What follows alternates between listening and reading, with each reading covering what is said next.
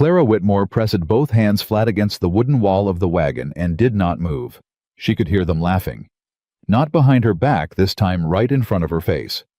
3 men standing in the yard of Carter Ranch hats pushed back on their heads, grinning like she was the punchline to a joke that had been running since the day she was born. One of them said it loud enough for the whole county to hear. "Well, Sam Carter finally got himself a woman. Too bad she ate the other half of her." And the laughter hit her like a slap. Clara did not cry. She had used up every tear she owned a long time ago. She simply lifted her chin, picked up her travel bag, and walked past every single one of them without a word. If you have never been handed to someone like a problem nobody else wanted to deal with, then you cannot know what that walk feels like. But if you have ever been the person in the room that everyone looked at and saw less than, then this story belongs to you. Stay with me until the very end, because what happens to Clara Whitmore in the hills of Wyoming Territory is going to remind you of something the world tried very hard to make you forget. Don't go anywhere. Subscribe to this channel right now and follow every part of this story. Drop the name of your city in the comments below. I want to see how far this story travels. And if someone in your life needs to hear something like this today, share it with them before we go any further. Now let's go back to where it all began. The summer of 1883 came down hard on Red Hollow, Wyoming, the way hard things always came, without warning and without apology. The grass turned brittle and gold weeks before it should have. The creek that ran behind the Carson property dropped to a thin brown ribbon that barely covered a man's boot sole. Livestock stood in the shade of fence posts and didn't move. The heat pressed down on everything like a hand that refused to lift. And into all of that rode Clara Whitmore in the back of a supply wagon driven by her cousin's hired man, a quiet fellow named Otis, who hadn't said more than 4 words the entire 2-day journey from Cheyenne. Clara was 30 years old. She was a large woman, full-figured and heavy in a way that people in 1883 did not regard with any kindness. Her dress was plain brown cotton, mended in 3 places along the hem. Her dark hair was pinned back under a bonnet that had seen better years. Her hands folded in her lap over a worn leather satchel were the hands of a woman who had worked every day of her adult life without pause or praise. She had been a farmer's wife. Then she had been a farmer's widow. And now, according to the letter her distant cousin Margaret had sent through the post, she was going to be a ranch housekeeper in exchange for room and board, and the kind of charity that people like to call an opportunity when they didn't want to say what it really was, a way of getting rid of her. Margaret had made that clear enough without ever using those exact words. "There is a rancher near the mountains who is in need of domestic help. Given your current situation, Clara, I believe this placement would suit you far better than remaining here as a burden on my household." The letter had been folded very neatly. Margaret was always neat about the way she delivered unkind things. Clara had read it twice, folded it back up, and set it on the table beside her cold cup of coffee. She had sat there for a long time, not crying, not praying, not doing much of anything except staring at the grain of the wood and reminding herself that she had survived worse. She had survived burying her husband Thomas at 37 years old, taken by a fever that swept through their county in 3 brutal weeks. She had survived the bank taking back the deed on their farm, because the loan Thomas had quietly taken against it had come due, and Clara had not known about the loan until the bank's man was standing at her front door. She had survived packing everything she owned into 2 bags and leaving the home she had worked beside Thomas to build from raw land. She had survived Margaret's house, which was warm enough in temperature and cold as stone in every other way that mattered. So when Otis pulled the wagon through the entrance posts of Carter Ranch and Clara heard those men laughing in the yard, she didn't fall apart. She just breathed once deep and slow and got down from that wagon like she had somewhere to be. Samuel Carter was standing on the porch steps when she came through the gate. She recognized authority when she saw it. He held himself the way men do when they're used to making decisions and living with the weight of them. He was tall, wide through the shoulders, with a face that the sun and wind and years had carved into something that looked like it had forgotten how to be easy. He wore a dark shirt with the sleeves rolled up, and he watched her cross the yard with an expression that Clara would later learn was not his cold face. It was simply his usual one, He said nothing while she walked toward him.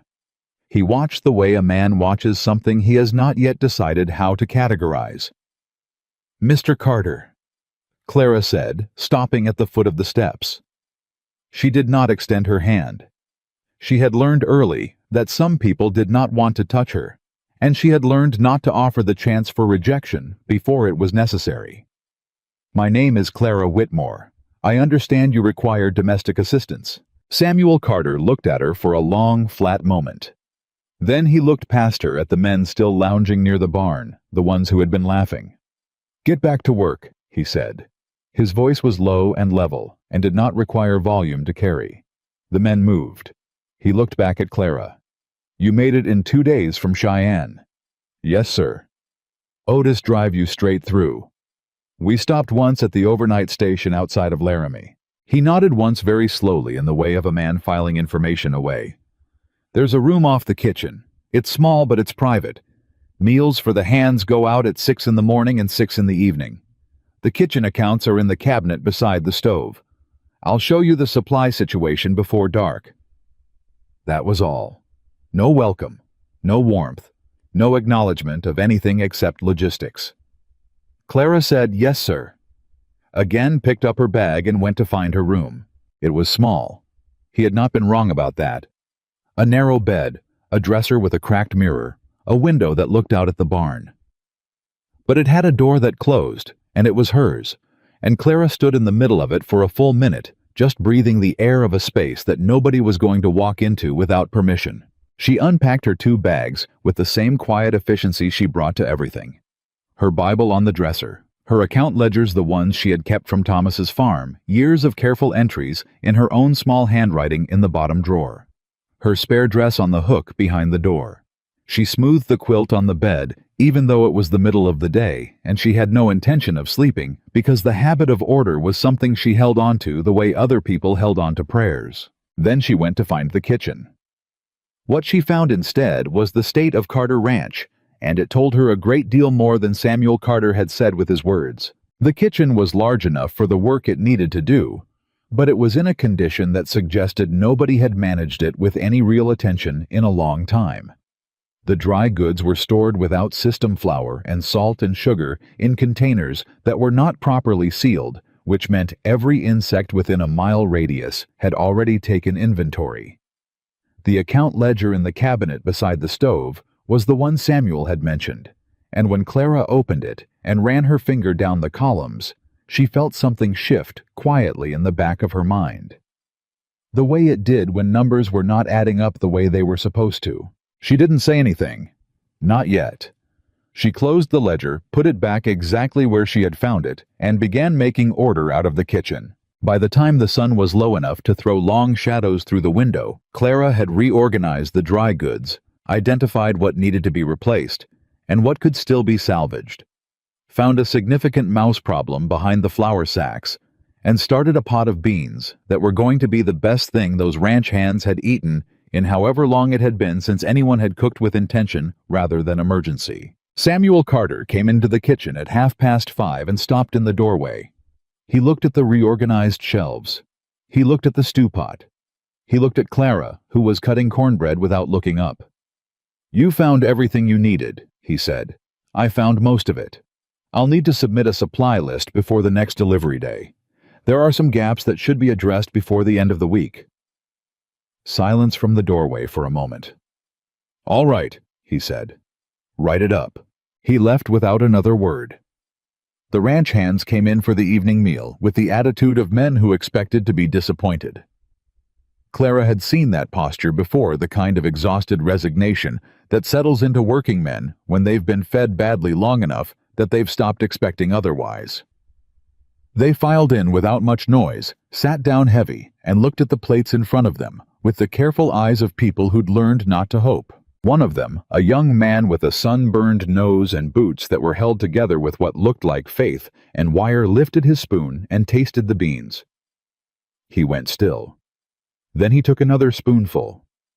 Then he looked up and across the table at the man beside him. "You tasting this," he said. The other man had already started eating in the focused way of someone who didn't want to be interrupted.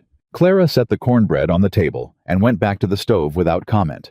She could hear the shift in the room, the sound of men eating like they meant it, instead of eating because they had to. It was a small thing, but small things were where she always started. The first 2 weeks at Carter Ranch established a pattern that was uncomfortable in the particular way of two people sharing close quarters, who have not yet decided what to make of each other. Samuel Carter was at the ranch from before dawn until after dark, which was not unusual for a man running livestock through a drought. He spoke to Clara in the functional way supply needs schedule requirements, the occasional direction about which of the hands had specific food situations she should know about. One man, Eli, was missing 2 back teeth and had trouble with anything hard. Another, a Mexican cowboy named Rafael, who had ridden with Sam since before either of them could properly grow a beard, had a stomach that turned mean when he ate pork, and Rafael would never say so himself because he had too much pride. But Sam said it matter-of-factly in a way that told Clara he had been quietly accommodating this for years. She noted both things without comment and adjusted accordingly. What Samuel did not do was ask her anything about herself.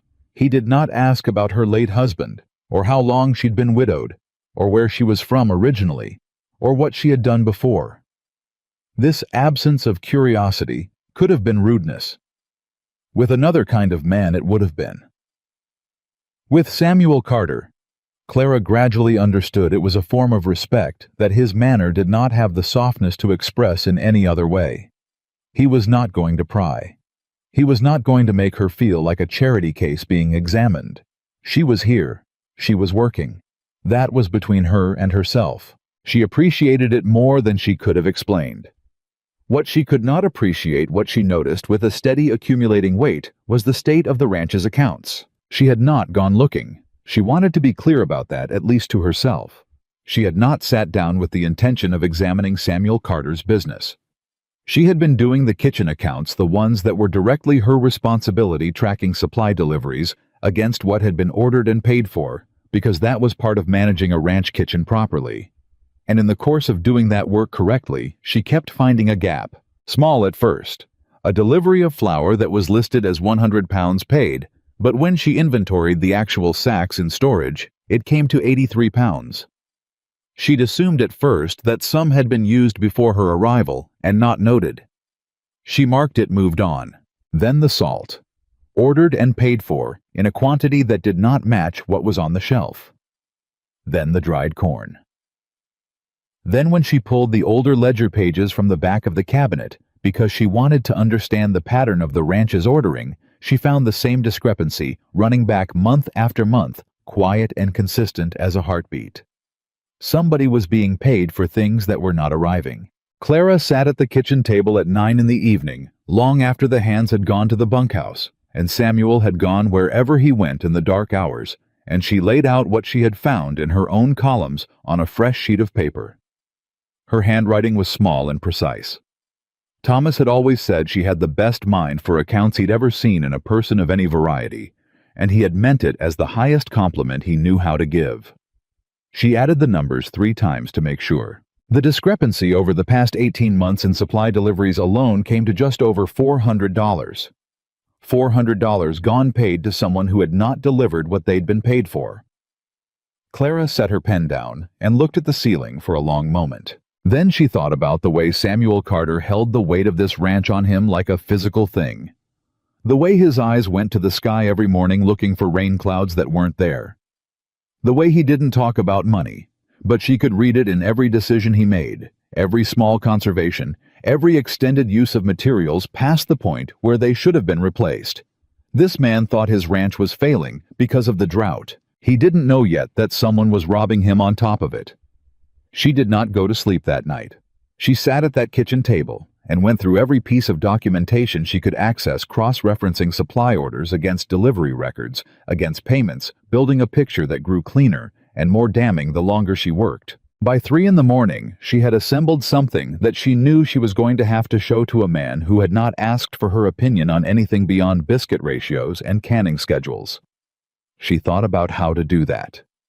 She thought about it carefully, because she had learned in her 30 years that being right was not always enough. That a woman who told a man an uncomfortable truth had to do it in a way that gave him room to receive it without feeling diminished. Not because the truth needed to be softened, but because if she handled it wrong, he wouldn't hear it at all. And this truth was too important to be dismissed. The next evening, she waited until the supper dishes were cleared and the hands had settled. Samuel came through the kitchen on his way to the back office, the way he did most evenings, and Clara spoke before he reached the door. "Mr. Carter, I'd like to show you something if you have a few minutes." He stopped, turned. The look he gave her was not hostile, but it was not encouraging either. It was the look of a man whose capacity for one more problem had been tested past what he thought it could hold. "What is it?" he said. Clara set her ledger on the table alongside the kitchen account pages she had been working from, alongside the supply records she had pulled. She had organized it carefully, the way she organized everything with a logic that could be followed by someone coming to it fresh. "Sit down, please," she said. He looked at the chair she indicated. He looked at her. Something in her manner, the steadiness of it, the absence of apology, made him pull out the chair and sit. Clara stood at the table beside him and walked him through it without drama and without editorializing. "This is what was ordered. This is what was paid for. This is what was delivered based on what I can actually inventory. This is the difference." She let the numbers speak in the plain way that numbers do when they are set out honestly. Samuel Carter did not interrupt. He leaned forward with his forearms on the table, and he looked at the columns, and he was very quiet for a long time. "How far back does this go?" he said finally. "The ledgers I have access to go back 18 months. I can't speak to anything before that without older records." $400. At minimum. The quiet in the kitchen was the specific quiet of a man reordering what he thought he understood about his own situation. "And this is just the kitchen supplies," Clara said. "I don't have visibility into the livestock accounts or the equipment purchasing. I can only speak to what I've been working with directly." Samuel sat back slowly. He looked at the papers for another long moment. Then he looked up at her. For the first time, it was a different kind of looking. Not the flat cataloging look of the first day. Not the functional acknowledgement of the weeks that followed. This was the look of a man encountering something genuinely unexpected. "You figured this out in 2 weeks," he said. "I figured it out in about 10 days, Clara said. "I spent the last 4 organizing it so it was clear." He was quiet again. "Who else knows you found this?" "No one. You didn't mention it to any of the hands." "No, sir. This is your business, and I brought it to you first. That's where it belongs." Samuel Carter looked at her for a long time. Clara held his gaze without effort, because she had nothing in this moment to be ashamed of, and nothing to fear.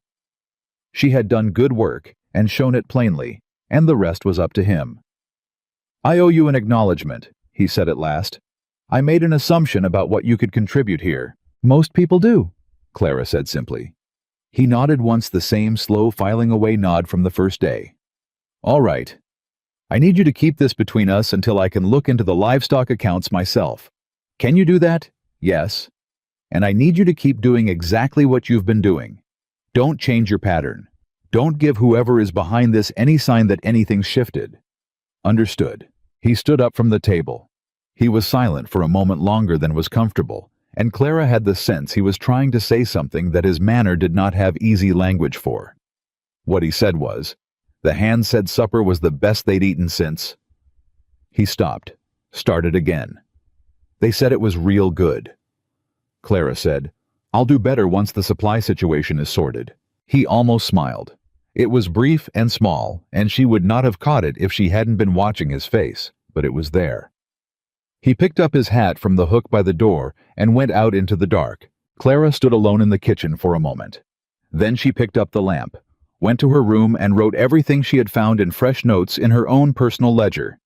The one she kept locked in the bottom drawer because she had learned a long time ago that documented truth was safer than remembered truth. She did not know yet what was coming. She did not know the name Henry Blackwell yet, or what he had built, or how far he was willing to go to protect what he'd built. She did not know that in 3 months she would be standing in front of a room full of people who wanted to believe the worst about her holding the only thing that could save them both.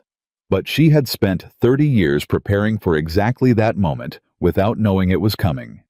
And she was not going to waste it. The days that followed settled into a new kind of rhythm different from the first weeks. There was still the functional quiet between her and Samuel. He was not a man who filled silence easily, and she did not require him to, but underneath it now ran something changed. An awareness. He watched her work with a different quality of attention. Not the cataloging of that first day, something closer to consideration. The hands noticed the change without being able to name it. Raphael, the Mexican cowboy who had been with Samuel the longest, was the first to actually speak to her without the edge of discomfort that the others carried. He came into the kitchen one afternoon while she was working through the canning supply, and he leaned against the doorframe with the easy manner of a man who was comfortable in his own presence regardless of company. "You fixed the beans different on Thursday," he said. "I added the dried chili I found in the back of the cabinet," Clara said without looking up. "Figured nobody had tried it, or it would have been used already." "Figured right." He was quiet a moment. "Where'd you come from before here?" "Farm outside of Cheyenne. Before that, a farm in Nebraska." "Your husband's?" "Yes. He passed 3 years ago." Raphael nodded slowly. "Sam's wife passed 4 years back. Fever." Clara didn't reply to that directly.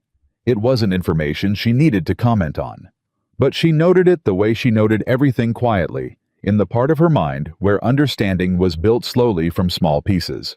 "He doesn't talk about it," Raphael continued.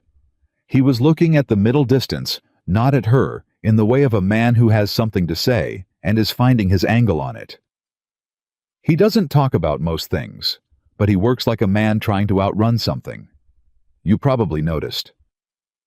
"I've noticed he works hard," Clara said carefully. Raphael smiled at that, a real one, brief and genuine. "That's a polite way to say it." He pushed off the doorframe.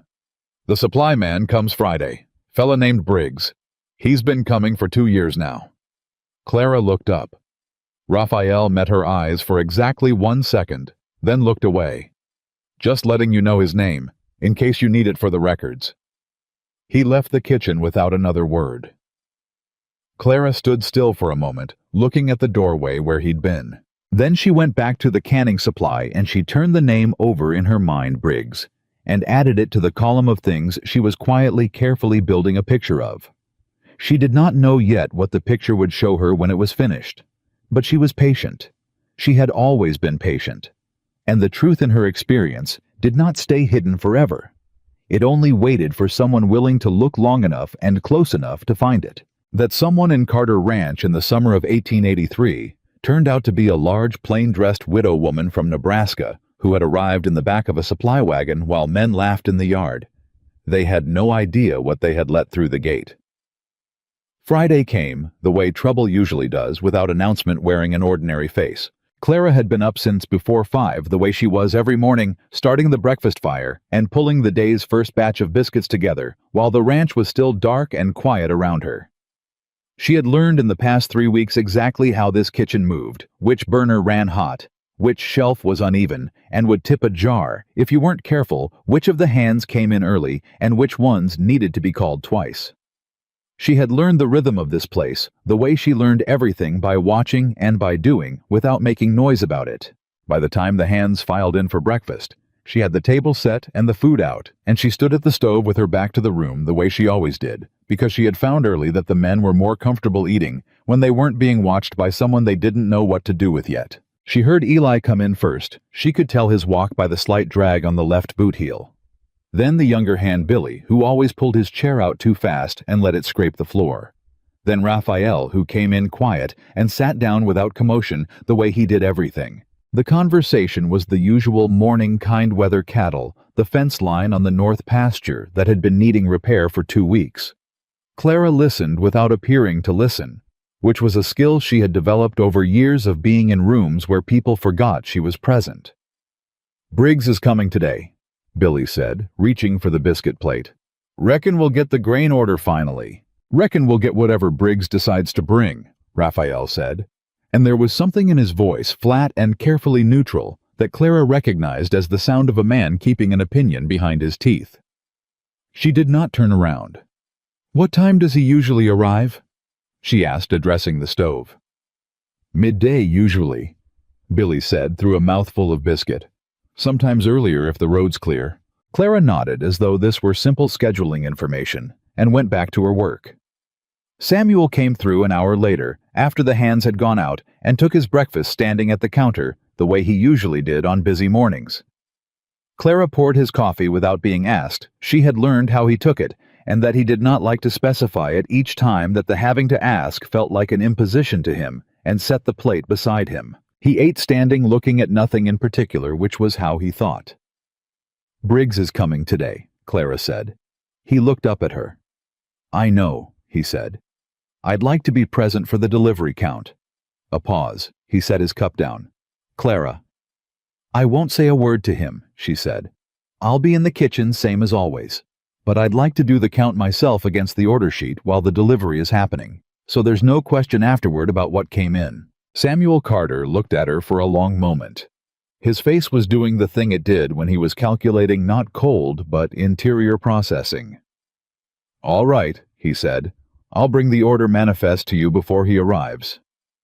He left without finishing his coffee, which meant he was thinking hard about something, and Clara marked that down the same way she marked everything. Briggs arrived at 11:30. Clara heard the wagon before she heard anything else. The particular weight of a loaded supply rig on the dry ground, the creak of the axle. She was at the kitchen window by then, not because she had rushed, but because she had positioned herself there, with natural reason, checking on the herbs she'd stuck in a tin of dirt on the sill. Briggs was a thick-set man with a red face and a manner that suggested he was accustomed to being welcomed. He climbed down from the wagon with the comfort of routine, called out to Samuel across the yard, with the easy familiarity of a man who believes himself liked, and started talking before Samuel had fully crossed the distance between them. Clara watched the body language. The handshake too firm. The laugh too quick. The way his eyes moved around the yard with a sweep that looked casual and was not. She turned away from the window and picked up the manifest Samuel had left on the counter. She read through it once slowly. Then she picked up her pencil. The unloading took 40 minutes. Clara could hear it from the kitchen, the thump and drag of sacks, the clinking of the dry goods crates, the ongoing monologue from Briggs about the road conditions and the price of grain, and some trouble in Laramie. That was nobody here's business. She did not go out. She stayed in the kitchen and marked her sheet and counted what was brought into the storeroom, which backed against the kitchen wall with a shared door. And she counted it the way Thomas had taught her to count livestock, before he would ever sign a paper, with both eyes and both hands, and no assumptions. When Briggs came to the kitchen door 40 minutes later with a delivery receipt for Samuel to sign, Clara was at the table with her manifest and her count and her pencil. Briggs stepped into the doorway. He saw her, and his expression did the thing that men's expressions often did when they encountered her, a quick involuntary adjustment, a flicker of something she had been seeing since she was 17 years old. Not quite contempt and not quite dismissal, but somewhere between them, the look that said she did not fit the picture of who was supposed to be in this room. Didn't know Sam had taken on kitchen help. Briggs said to the room in general, addressing no one specifically in the way that meant addressing her, without having to acknowledge her directly. "Mrs. Whitmore manages the household accounts," Samuel said from behind him. And Clara heard in those 5 words the particular inflection of a man establishing something. Briggs turned and looked at Samuel with a smile that didn't change his eyes. Course. Good to have the domestic side organized." He handed the receipt across. "Standard delivery all accounted for, same as always." Samuel took the receipt. He glanced at Clara. Clara looked down at her manifest. "The flour order shows 110 pounds delivered," she said, her voice even and unhurried. "I counted 89 pounds in the storeroom." Silence. The kind of silence that has a shape. Briggs turned toward her slowly. "Beg pardon, ma'am?" 89 pounds of flour," Clara said again. She kept her eyes on her sheet. "The corn order shows 60 pounds. I counted 51. The salt block order shows 8 blocks. I counted 6. She looked up. "Would you like to recount with me, Mr. Briggs? I'm happy to go through it item by item." Briggs stared at her. His face had changed. The easy sociability was still there on the surface, but something underneath it had pulled tight, the way skin pulls tight over something clenched.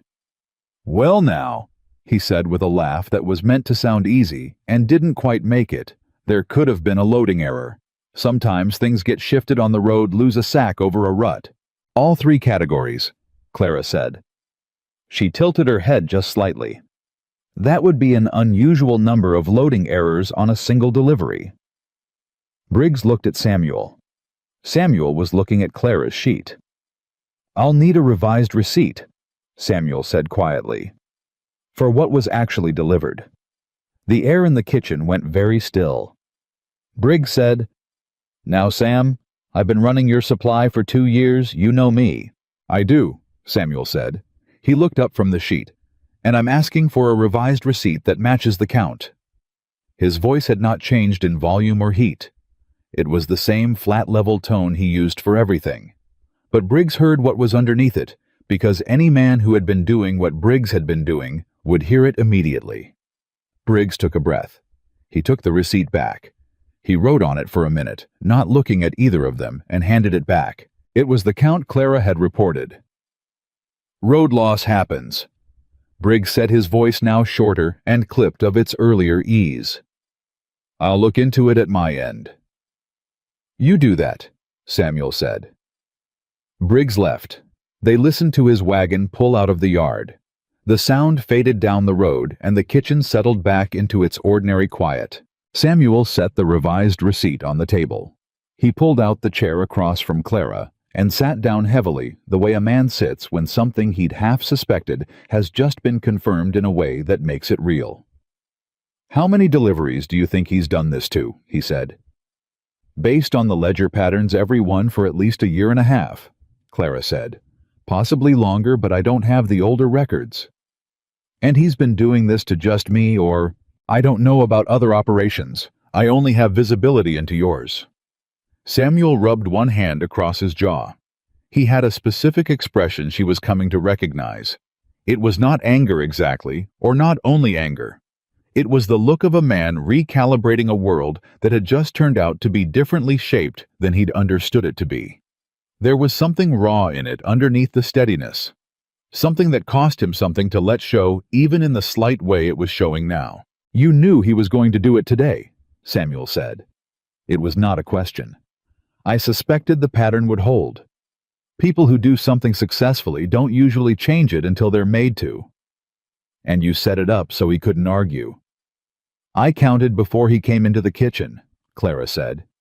"So it wasn't a matter of my word against his. It was the count against his count." Samuel nodded slowly, his eyes on the table. He was quiet for a long time. Clara did not fill the quiet. She had learned that he needed it, that silence for him was a working state rather than an absence. "I owe you," he started. "You don't owe me anything," Clara said. "You owe yourself the truth about what's been happening to your ranch. I just found some of it for you." He looked at her. There was something in that look she wasn't sure what to do with. Not the cataloging of the first day, and not the functional acknowledgement of the early weeks. This was something quieter than either of those. Something that required more of him than he was accustomed to giving. He picked up his hat from the table and stood. "I'm going to pull the full livestock records tonight," he said. "If the pattern runs the same in the cattle accounts—" "Then Briggs isn't working alone," Clara said. Samuel stopped. He looked back at her. "No," he said. "He's not smart enough for that." He left the kitchen, and Clara sat at the table with her manifest and her pencil and the quiet accumulating certainty that the thing she had walked into the middle of here was larger than one supply man shaving delivery weights.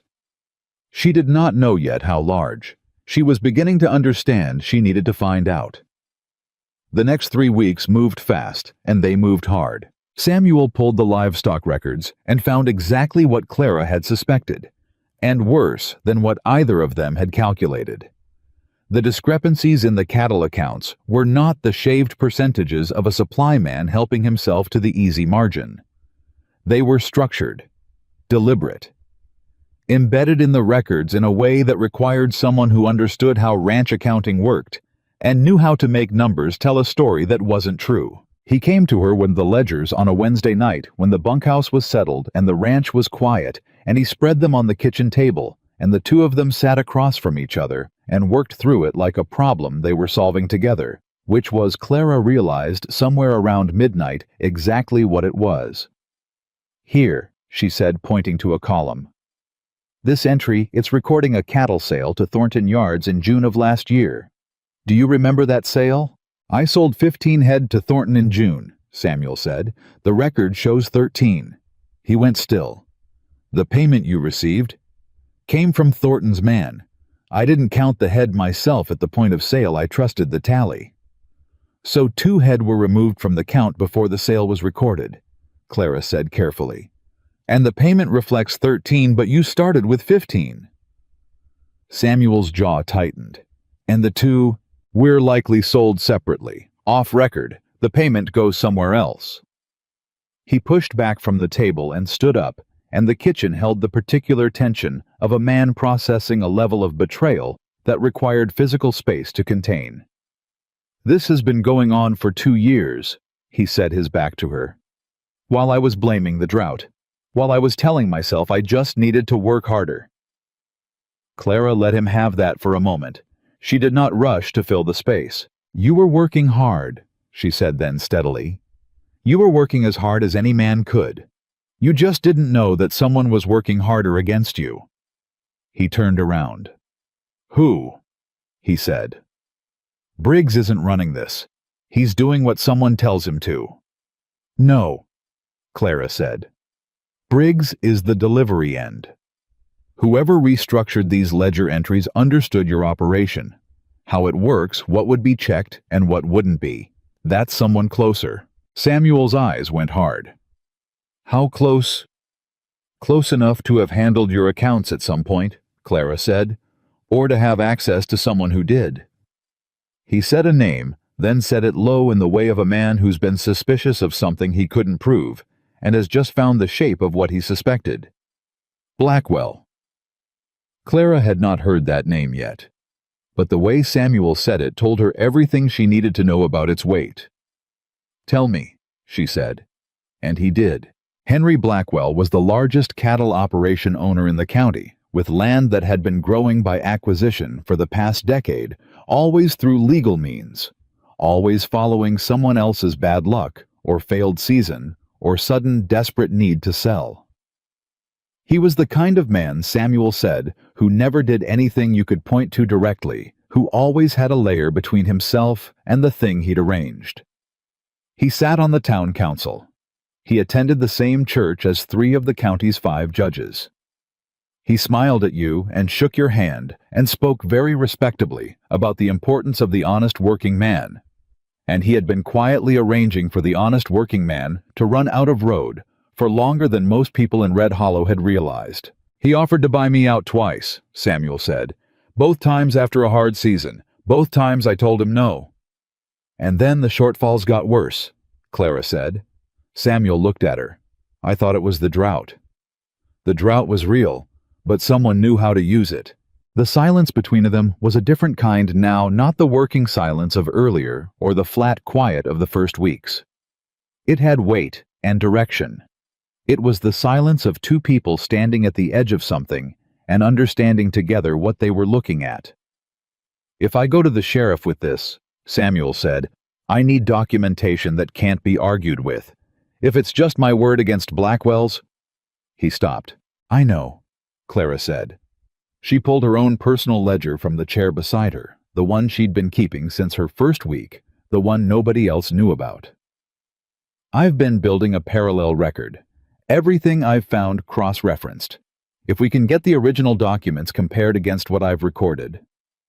"You've been keeping a parallel record," he said, "since the 2nd week." He stared at her. "Why?" he said, not suspiciously, with something that was closer to wonder, which sat strangely on a face as weathered and controlled as his. "Because documented truth is safer than remembered truth," Clara said. And I had a feeling from the beginning that we were going to need it. Something moved across his face. Something that was not part of his usual repertoire and did not have an easy name. He sat back down. "All right," he said. "Show me what you have." They worked until 2 in the morning. When Samuel finally stood up to go, he paused at the kitchen door the same way he had the night she'd first shown him the supply discrepancies. The pause of a man who has something to say and is searching for how to say it. "Clara," he said.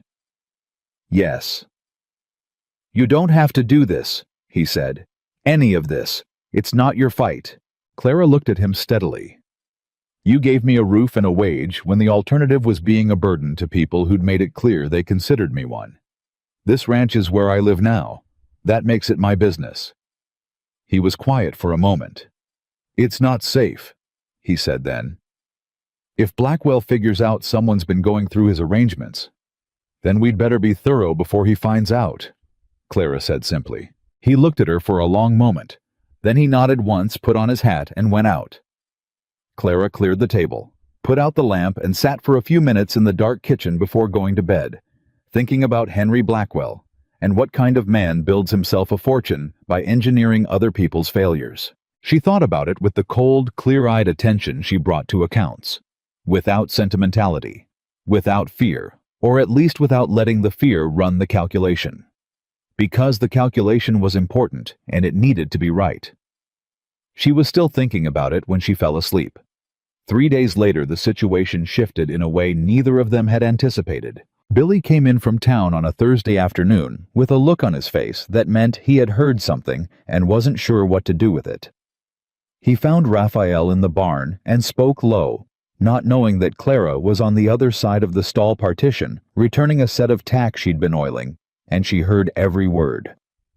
"People in town are talking," Billy said, "saying that Sam's new housekeeper has been going through his account books without permission, saying she's cooking the numbers." A very still beat. "Who's saying?" Raphael said. "Came from the general store. Mrs. Hatcher told Jim Delavon, who told Ellis at the feed barn. Said she heard it from Briggs." Raphael was quiet for a moment. "Briggs was in town today." "Briggs was in town yesterday. Apparently had a long conversation with Blackwell's foreman at the saloon." The sound of Raphael setting something down deliberately. "And now suddenly, the whole town is hearing a story about Sam's housekeeper going through books she wasn't meant to touch." "I'm just telling you what I heard," Billy said. "I know you are. Go on out." Clara did not move for a long moment after Billy's footsteps receded. She stood in the quiet of the barn stall, and she thought about the particular ugliness of the tactic because she recognized it. She had seen versions of it before. When a woman did something that inconvenienced a man with power, the response was always the same in shape, even if the details changed. They did not argue with what she'd done. They reframed what she'd done. They made the doing itself the problem, the violation the thing to be suspicious of. They turned her competence into evidence of wrongdoing and waited for the people around her to do the rest. She came out of the stall. Raphael was there leaning against the post, and he looked at her with an expression that told her he had known she was there and had not cared. "You heard," he said. "I heard." "You knew this was coming," he said. It was not quite a question. "I knew something like it was coming," Clara said. "I didn't know the timeline." Raphael looked at her for a moment. "You know what this means. Blackwell knows Sam is looking closer. Means he wants to move fast, get ahead of whatever Sam is building toward." "I know." "Does Sam know yet?" "Not yet." Raphael nodded slowly. "He needs to. Tonight." He paused. "For what it's worth, the boys know what you did with Briggs. They saw what the kitchen looked like when you came, and they see what it looks like now. And they know what it means when the supply counts start coming in right." He looked at her straight. "They'll say so if it comes to that." Clara looked at him. She did not say thank you because it felt like the wrong register. What she felt was something closer to steadiness, the particular steadiness that comes from finding out you are not as alone in a situation as you had assumed. "Tell Sam tonight," Raphael said, and turned back to his work. Clara told Samuel that evening. She did it the way she did everything, plainly, without drama, with the facts in the order they had arrived. Briggs was talking to Blackwell's people. A story was moving through town. The story positioned her as the problem. Samuel listened. His face did not change in the way that some men's faces would have. He did not reach for reassurance to give her, or pivot into defensiveness, or demand to know how this had happened. He absorbed it the way he absorbed everything, with a stillness that was its own kind of processing. When she finished, he said, "He's trying to separate us." "Yes," Clara said. "If the town believes I'm here manipulating your accounts, then anything you bring forward about Blackwell looks like it came from me, from someone with a motive. And I become the story instead of Blackwell's scheme. It's a clean move," Samuel said, and there was a grim acknowledgement in his voice. "He's done it before. Hartley family 3 years back had a rumor running about their hired man before they could get their land dispute to the courthouse. By the time it was sorted, the Hartleys were 3 months behind and Blackwell made his offer. Did they take it? They didn't have a choice left." The kitchen held that for a moment. "I need to be honest with you about something," Clara said. He looked at her. "If this goes where I think it's going, there will come a point where people in this town are going to be asked to choose between what they know about me, which is very little, and what they think they know about me, and what Henry Blackwell has built over years. He has relationships. He has standing. I am a fat widow woman nobody wanted who arrived on a supply wagon 3 weeks ago." She said it flatly without self-pity, because self-pity was not useful, and she did not traffic in it. "That is the calculation, and I think you should know that I know it." Samuel Carter looked at her for a long time. When he spoke, his voice was quieter than usual, not softer. Quieter, which was different. "You think I don't know what kind of people they are if they choose the easy story over the true one," he said. "I've lived in this county my whole life. I know exactly what this town can be." He paused. "And I know what it can be at its best. I've seen that too." "Which is it going to be this time?" Clara asked. "I don't know yet," he said. "But I know what we're going to do either way. We're going to finish building what we're building. We're going to make the documentation airtight. And when the moment comes, we're going to present it in a place and a way where it cannot be quietly buried." He stood up from the table. "In the meantime," he said, "you keep doing your work, same as always. Don't change anything. Don't let them see they've landed anywhere." Clara nodded. "Sam," she said. He stopped. It was the first time she had used his given name, and it registered. She saw it register, but he didn't make anything of it. "Whatever happens," she said, "you should know that I came to this ranch expecting nothing, and I have had no cause to regret it. Whatever comes next, this was worth doing." Something crossed his face again, that unnamed thing that appeared in him sometimes, and did not have language in the vocabulary he usually operated in. "Go get some rest," he said. "Tomorrow's going to be a long day." It was, and the day after that was longer. Because Henry Blackwell was not a patient man when he was frightened, and he was frightened now, and a frightened man with his kind of resources was more dangerous than a bold one. The town of Red Hollow was about to find that out, and so was Clara Whitmore, standing in the middle of the life she had not expected to have, holding documents that told the truth about powerful men who had spent years betting that nobody would look closely enough to find it. She had looked. She had found it. Now came the part where they tried to make her disappear. The letter arrived on a Monday morning, delivered by a boy from town, who handed it to Billy at the gate, and was gone before anyone thought to ask who'd sent him. Billy brought it to the kitchen without opening it, which showed more restraint than Clara might have expected from a 22-year-old, and set it on the counter beside her without a word. The envelope had her name on the front. Not Mrs. Whitmore, not the housekeeper, just Clara. Written in a hand that was too careful, too deliberate, the handwriting of someone who wanted to look educated without revealing too much about themselves. She opened it while Billy stood there trying not to look like he was watching. Inside was a single sheet of paper with 7 words on it. "Leave Carter Ranch before something bad happens." No signature, no date. Clara read it twice.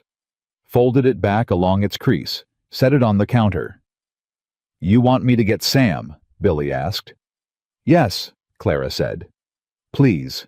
She went back to the biscuits while she waited because the biscuits needed to come out, and standing still, with a threatening letter in a kitchen, was not a thing she intended to do. Her hands were steady. She noticed that about herself, with a kind of removed interest, the way fear in her had always moved inward rather than outward, settling in the chest as a cold, quiet weight rather than showing itself in her face or her hands. Thomas had remarked on that once. He'd said it either meant she was the bravest woman he'd ever met, or the most shut down, and he was never entirely sure which. She had told him it was probably some of both.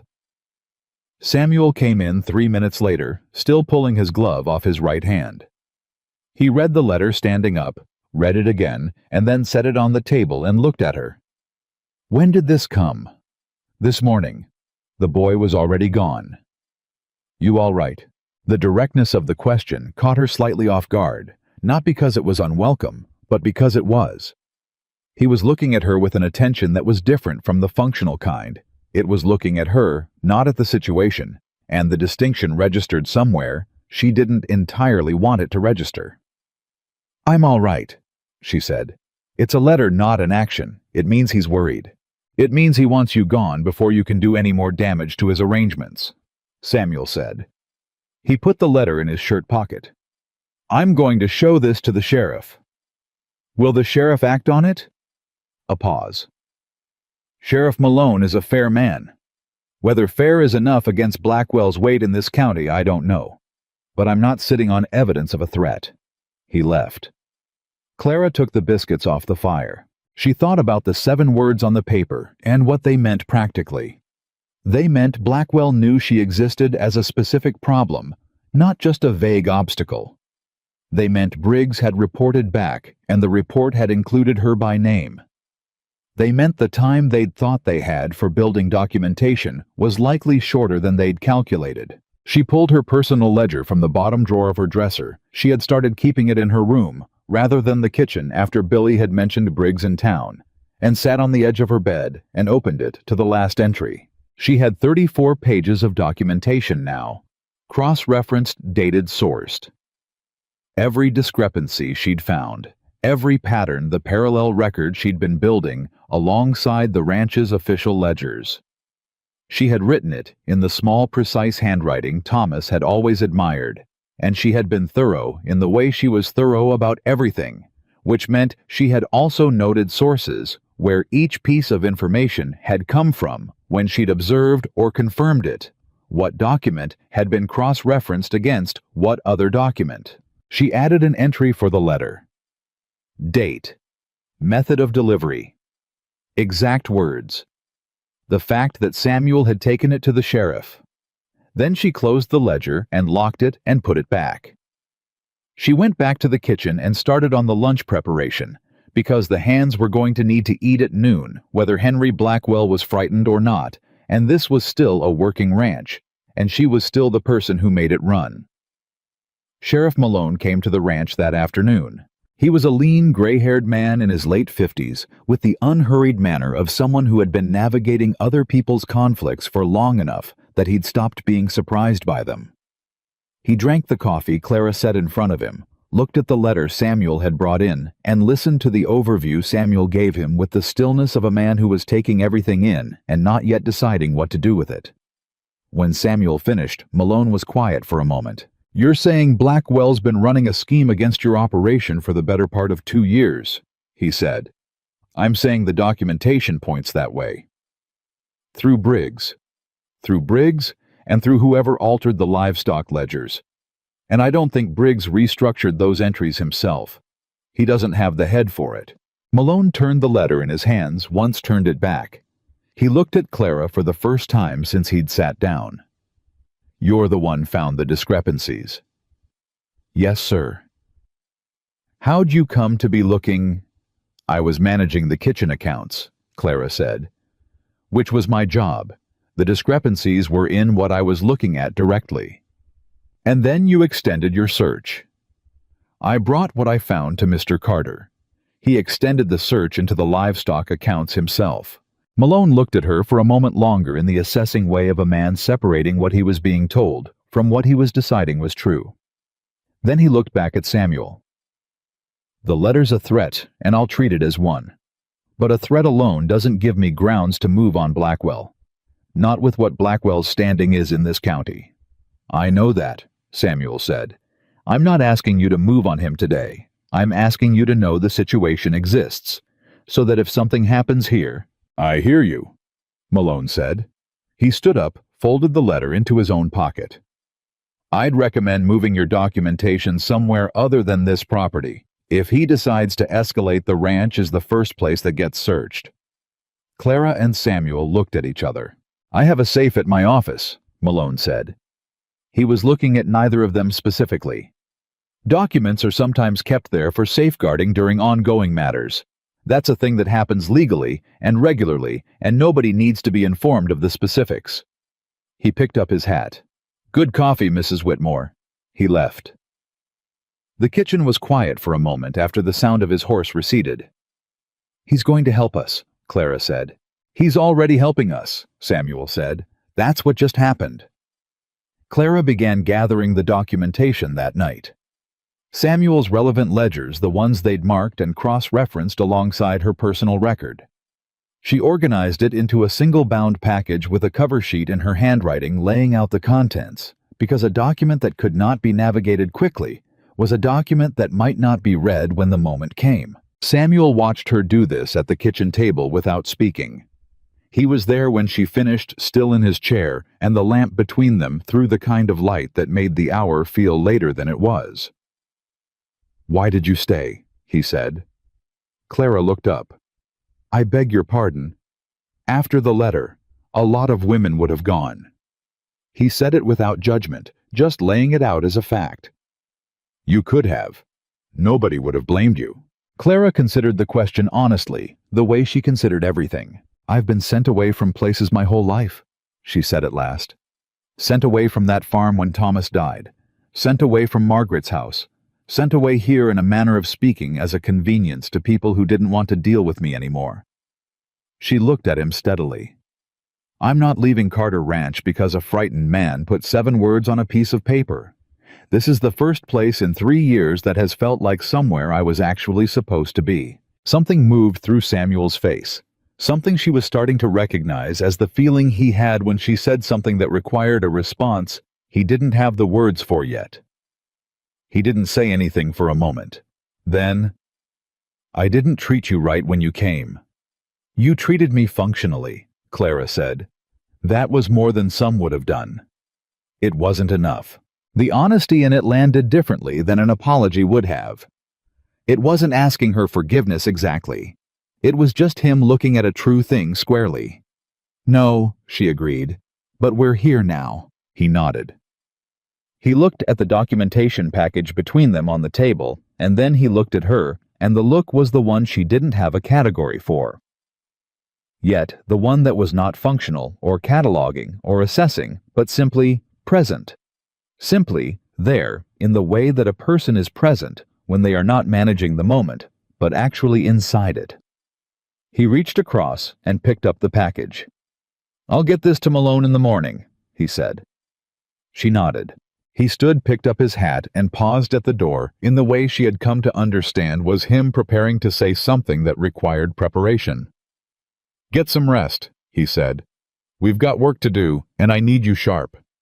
It was the closest thing to a declaration of partnership she'd ever heard from a man who expressed himself primarily through direction, and it settled into her chest like something warm and careful. She got some rest. The next 2 weeks were a war fought quietly and without visible weapons, the kind of war that happens in account books and whispered conversations and the invisible architecture of reputation. Henry Blackwell moved fast once he understood that Sam Carter was not rolling over. The rumors accelerated. In town now, it was not just that Clara had been looking through books she wasn't meant to touch. It was that she had been actively falsifying supply records to cover a scheme of her own. The story had acquired details. Specific numbers she had allegedly changed, specific deliveries she had allegedly signed off on, specific payments she had allegedly redirected. None of it was true, which was somewhat beside the point, because the truth and the story being told about the truth were running on different tracks, and the story was moving faster. Clara heard pieces of it through Raphael, who had developed an ear for what was moving through town and a conscience about what he did with the information. He relayed it to her without editorializing and without cushioning it, which she appreciated. She did not want it cushioned, she wanted it accurate. Blackwell's wife told 3 women at the church quilting circle that she felt sorry for Sam Carter. Raphael told her one evening. Said he was a good man, taken advantage of by a desperate woman who'd seen an opportunity. Clara was quiet for a moment. Anything else? Briggs has been talking to the county land recorder. Don't know the details yet. That one gave her pause. The land recorder. She filed it away and thought about it later. She thought about it hard because land records were the territory you moved into when you were building towards something bigger than a supply scheme. The land recorder's office was where deeds were registered and disputed, and sometimes where paperwork was quietly arranged to tell a story that was not quite the same as what had actually happened. She raised it with Samuel the next morning. Briggs at the land recorder's office, he said, and she watched his expression shift into the interior calculating state.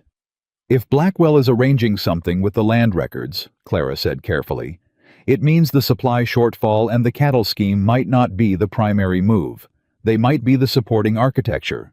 The way you destabilize a ranch so that the owner's documentation looks unreliable before the primary claim is made. Samuel looked at her. What primary claim? I don't know yet, but if someone wanted to challenge the deed on this property, they'd want the owner to look financially incompetent first. They'd want the records muddied. They'd want a story running in town about fraud connected to this ranch, even if the fraud was really theirs, because it creates doubt. And doubt is all a land challenge needs. Samuel went very still. My father's deed to this property, he said slowly. There was a boundary dispute in 71. It was settled, but the settlement papers they went through Blackwell's father's attorney. The thing that moved through Clara then was not panic, but its cold cousin, the feeling of understanding arriving all at once. Do you have copies of those settlement papers? She said. They should be in the county records office, and I have my father's copies in the ranch strongbox. I need to see them today, Clara said, right now before anything else. They were at the strongbox inside 20 minutes. Samuel pulled the papers out and spread them on the kitchen table, and Clara went through them the way she went through everything carefully, in order with complete attention. The settlement papers were dated 1871. They confirmed the boundary of Carter Ranch on all 4 sides.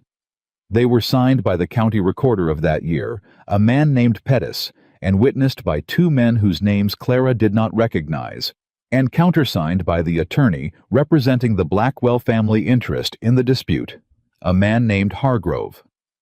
Clara read through the boundary descriptions twice. Then she looked up.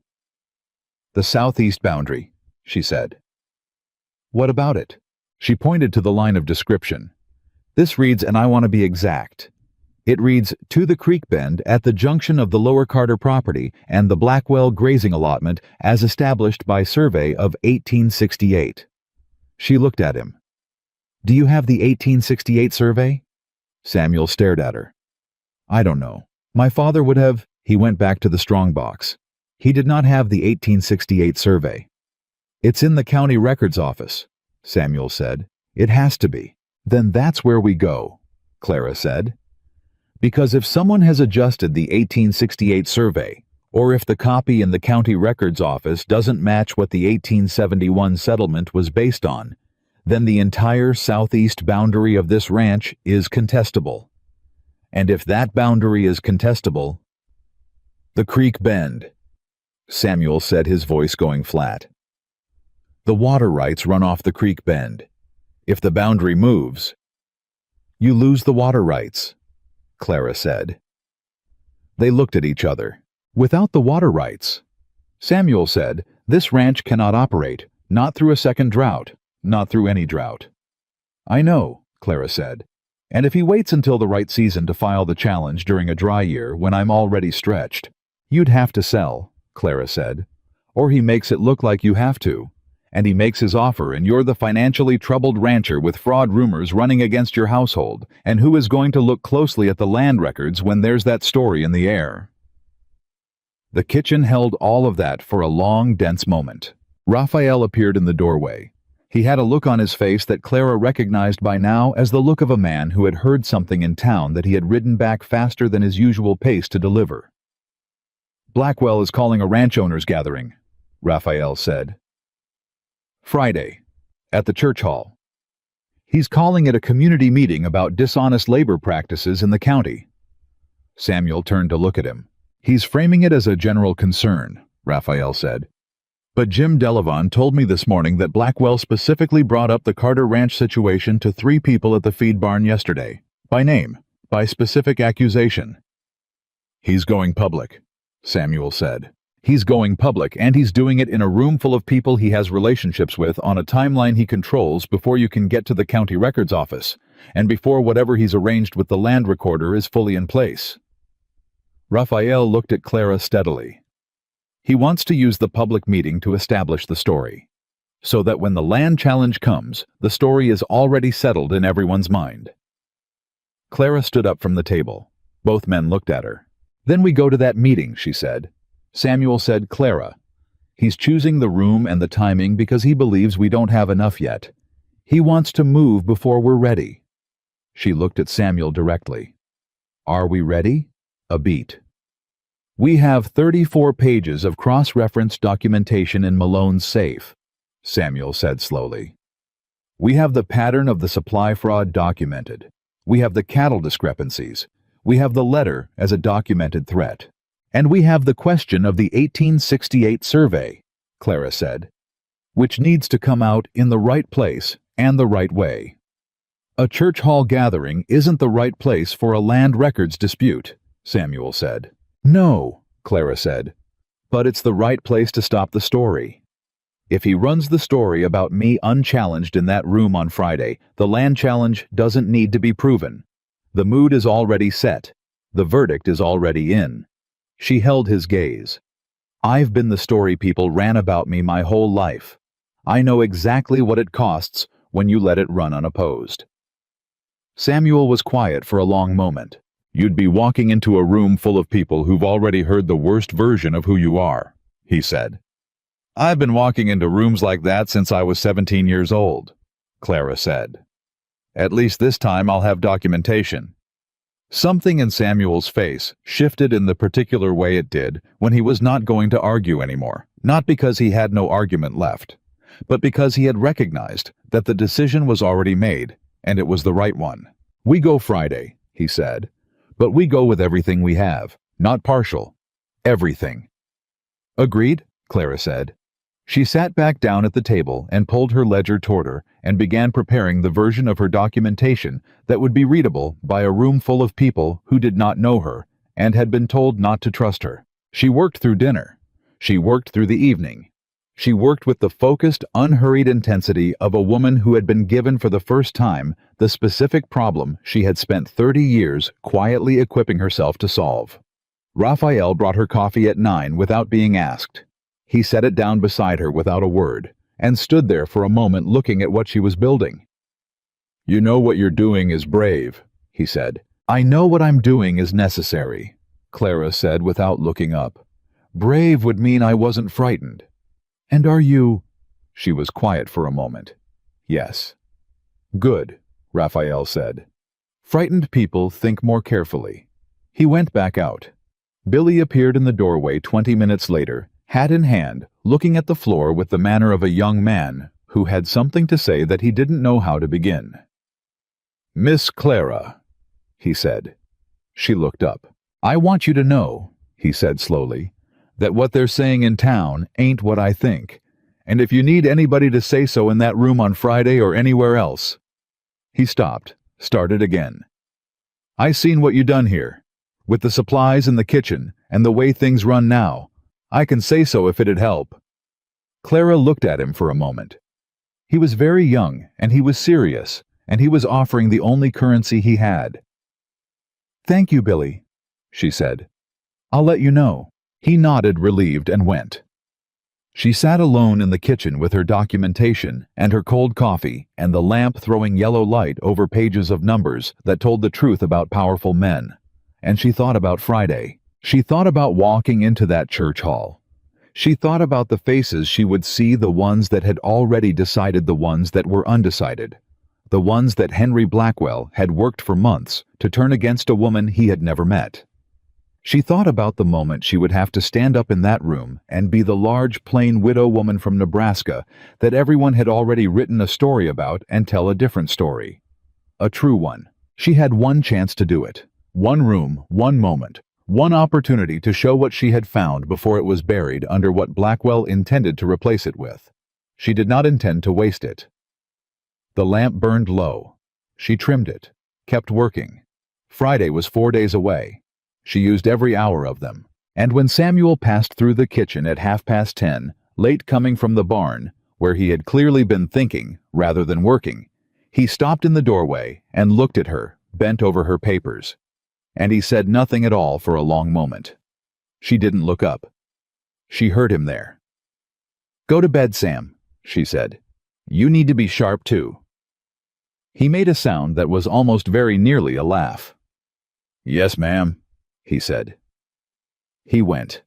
She kept working, and 4 days later, Clara Whitmore put on her plain brown dress with the 3 mended places on the hem, pinned her hair back under her best bonnet, picked up a leather satchel containing 37 pages of documented truth, and walked into the Red Hollow Church Hall like she had somewhere to be.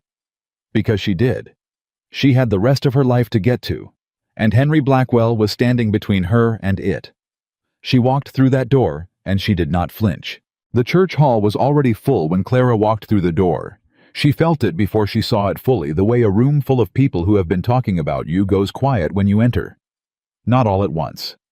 In a wave starting at the back where the door was and moving forward through the crowd, the way wind moves through grass, person by person, turning person by person, going still until the whole room had registered her presence and adjusted itself around the fact of her being there. She had expected this. She had prepared for it.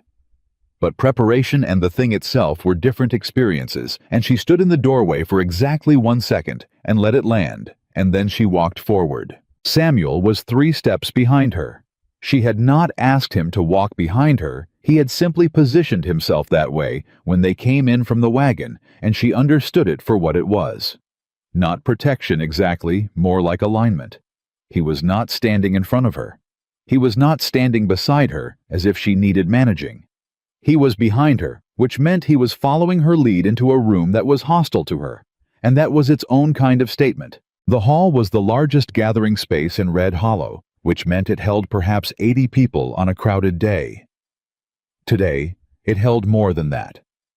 Clara counted rows of chairs filled, and people standing along the walls, which told her that Henry Blackwell had done thorough work in the past week to ensure an audience. Standing room meant the story had traveled. Standing room meant people had come specifically to see what was going to happen. Raphael was already there, seated near the side wall with Billy and 2 of the other hands beside him. He caught her eye when she came in and gave her the smallest possible nod, which she returned. Henry Blackwell was at the front of the room near the speaker's table. He was a broad man in his mid-50s with the look of long-established money, well-dressed without being ostentatious, the kind of bearing that came from decades of being the largest presence in any room he entered. He saw Clara come in, and his expression did something careful and controlled, something that managed to convey sorrowful concern, rather than the alarm she suspected was underneath it. That performance told her everything she needed to know about how dangerous he was. He was better at this than she'd anticipated. She took a seat in the 4th row. Samuel sat beside her. Around them she felt the subtle repositioning of the people nearby, a few inches of distance added, here and there the body language of people who were not sure yet how close to the trouble they wanted to be. Mrs. Hatcher, the woman from the general store who had started the rumor, running about Clara back when Briggs first talked, was sitting 1 row ahead and to the left. She didn't turn around, but her shoulders were rigid with awareness. The meeting was called to order by a man named Delavon, the same Jim Delavon who had passed along Briggs's story at the feed barn. He was the town council's secretary, which meant he was chairing the meeting with at least the appearance of official standing, which was exactly how Blackwell would have arranged it. Delavan stood at the front and spoke about the purpose of the gathering concerns about labor practices and financial accountability within the county's ranching community. He used language that was careful and general, the kind that would let the specific accusation arrive in the room through Blackwell, rather than through official channels which insulated Delavan from direct responsibility for what was about to happen. Clara watched all of this with attention. Then Blackwell stood up. He was good. She had to acknowledge it even as her heart moved into the particular steady beat of a person under direct threat. He opened by talking about the community, about trust, about how the ranching families of Red Hollow had built something together over generations based on honest dealing and mutual respect. He spoke about his own family's history in the county, his father and grandfather, the land that had been worked through hard years and harder seasons. He made it all sound like love, and then he turned to the matter at hand. He spoke about Carter Ranch. He did it regretfully with a pained expression that probably looked genuine to most of the room. He said he had been hearing things that concerned him deeply, things about financial irregularities, things about supply records that had been interfered with, things about a woman who had come to the county without history or standing, and had inserted herself into the accounts of a good man who had been through difficult times and might not have been in a position to notice what was happening around him. He did not say Clara's name. He didn't need to. Every person in that room knew who he was talking about, and the not naming was itself a technique. It was the performance of restraint, the show of a man so decent, he wouldn't even accuse her directly. Clara's jaw was tight. She kept it from showing. Blackwell reached into his jacket and produced a sheet of paper. He said he had in his possession documentation from his own supply operations records showing that orders attributed to Briggs's deliveries to Carter Ranch had been cross-invoiced against a second account. An account, he said, gravely opened in the name of a C. Whitmore approximately 6 weeks before Clara had arrived at Carter Ranch. The room made a sound. It was not a loud sound. It was the collective intake and release of breath that happens when a crowd receives something that confirms what they already half believed. Clara felt Samuel go still beside her. She did not look at him. She was looking at Blackwell's paper. She needed to see that paper, because what Blackwell had just described was a document that either had to have been fabricated, created specifically for this moment to establish her as the architect of a fraud she had actually been unwinding, or was something else entirely. Something she didn't understand yet. "I'd like to see that document," she said. Her voice came out at the volume of normal speech. In the quiet of the room it carried further than that. People turned. The wave effect again, but faster this time, the room reorienting toward the voice in the fourth row. Blackwell looked at her. The sorrowful expression stayed in place, with the precision of a well-maintained fence. "Ma'am," he said, "I don't think this is the appropriate. You've made a specific accusation in a public room," Clara said. She stood up. "You've claimed the existence of a document that implicates me by name. I'd like to see it." Delavan said from the front. "This isn't a courtroom, Mrs. "No, it isn't," Clara said. She kept her eyes on Blackwell. "Which means I'm not required to sit quietly while my character is publicly destroyed. I'm asking to see the document." Silence. Blackwell's jaw moved once. He looked out at the room reading it, calculating it the way a man does when he's deciding whether the crowd is with him enough to shut her down, or whether shutting her down will cost him something. He handed the paper to Delavan. "By all means. Let's be thorough." Delavan brought it down the row. Clara took it. She read it carefully. Her face did not change. It was good work. She acknowledged that the same way she had acknowledged Blackwell's performance, coldly professionally, without letting the acknowledgement become anything that would interfere with what she needed to do next. The document was on supply company letterhead. It showed an account in the name of C. Whitmore, with a registration date of 6 weeks prior to her arrival at Carter Ranch. It showed 3 transactions of misdirected supply payments. It was also a forgery. She knew it was a forgery because the account number on the document was formatted in a way that the Cheyenne Supply Exchange, whose letterhead it appeared to be on, did not use. She knew this because she had dealt with the Cheyenne Supply Exchange when Thomas was alive, because they had been one of his suppliers, because she had managed those accounts herself for 4 years, and she knew exactly how they numbered their accounts, and this was wrong. 2 digits transposed in the format. Small enough that no one who wasn't looking for it would notice. Large enough that anyone who had actually opened an account with the Cheyenne Supply Exchange would know immediately. She looked up. "Mr. Blackwell," she said, "when did your office obtain this document? It was brought to my attention last week by—" "That wasn't my question. When was the document filed? It carries a date. When was it filed with the supply company whose letterhead it bears?" A pause. "I'm not certain of the exact, because the Cheyenne Supply Exchange uses a 6-digit account numbering system beginning with the prefix 44. Clara said, her voice still at that same even register. "This document shows a 7-digit number beginning with 38. That format has not been used by the Cheyenne Supply Exchange since 1879, when they restructured their accounts after a merger." She held the paper up. "This document is not authentic." The room changed. Not all at once, and not completely. There were still people along the walls who looked uncertain, still people in the rows ahead who had come in believing a story and needed more than one statement to release it. But the quality of the silence changed, and the quality of that change was something Clara could feel even without seeing every face. Blackwell said, "Now wait just a moment. I have 37 pages of documentation in this satchel," Clara said. She reached down and lifted it. Legitimate documentation. Cross-referenced, dated, sourced. The supply discrepancies running from Carter Ranch back 18 months through Briggs's deliveries. The livestock account alterations showing cattle sales recorded for fewer head than were actually delivered to Thornton Yards. And the record of a letter delivered to me at Carter Ranch advising me to leave before something bad happened. She paused. That letter was delivered the week after Briggs visited Blackwell's foreman at the saloon. "You can't come into a community meeting and—" Delavon started. "She can." Sheriff Malone's voice came from near the back of the room. Clara had not seen him when she came in. He was standing now, and the room's attention swung to him, the way a compass swings north.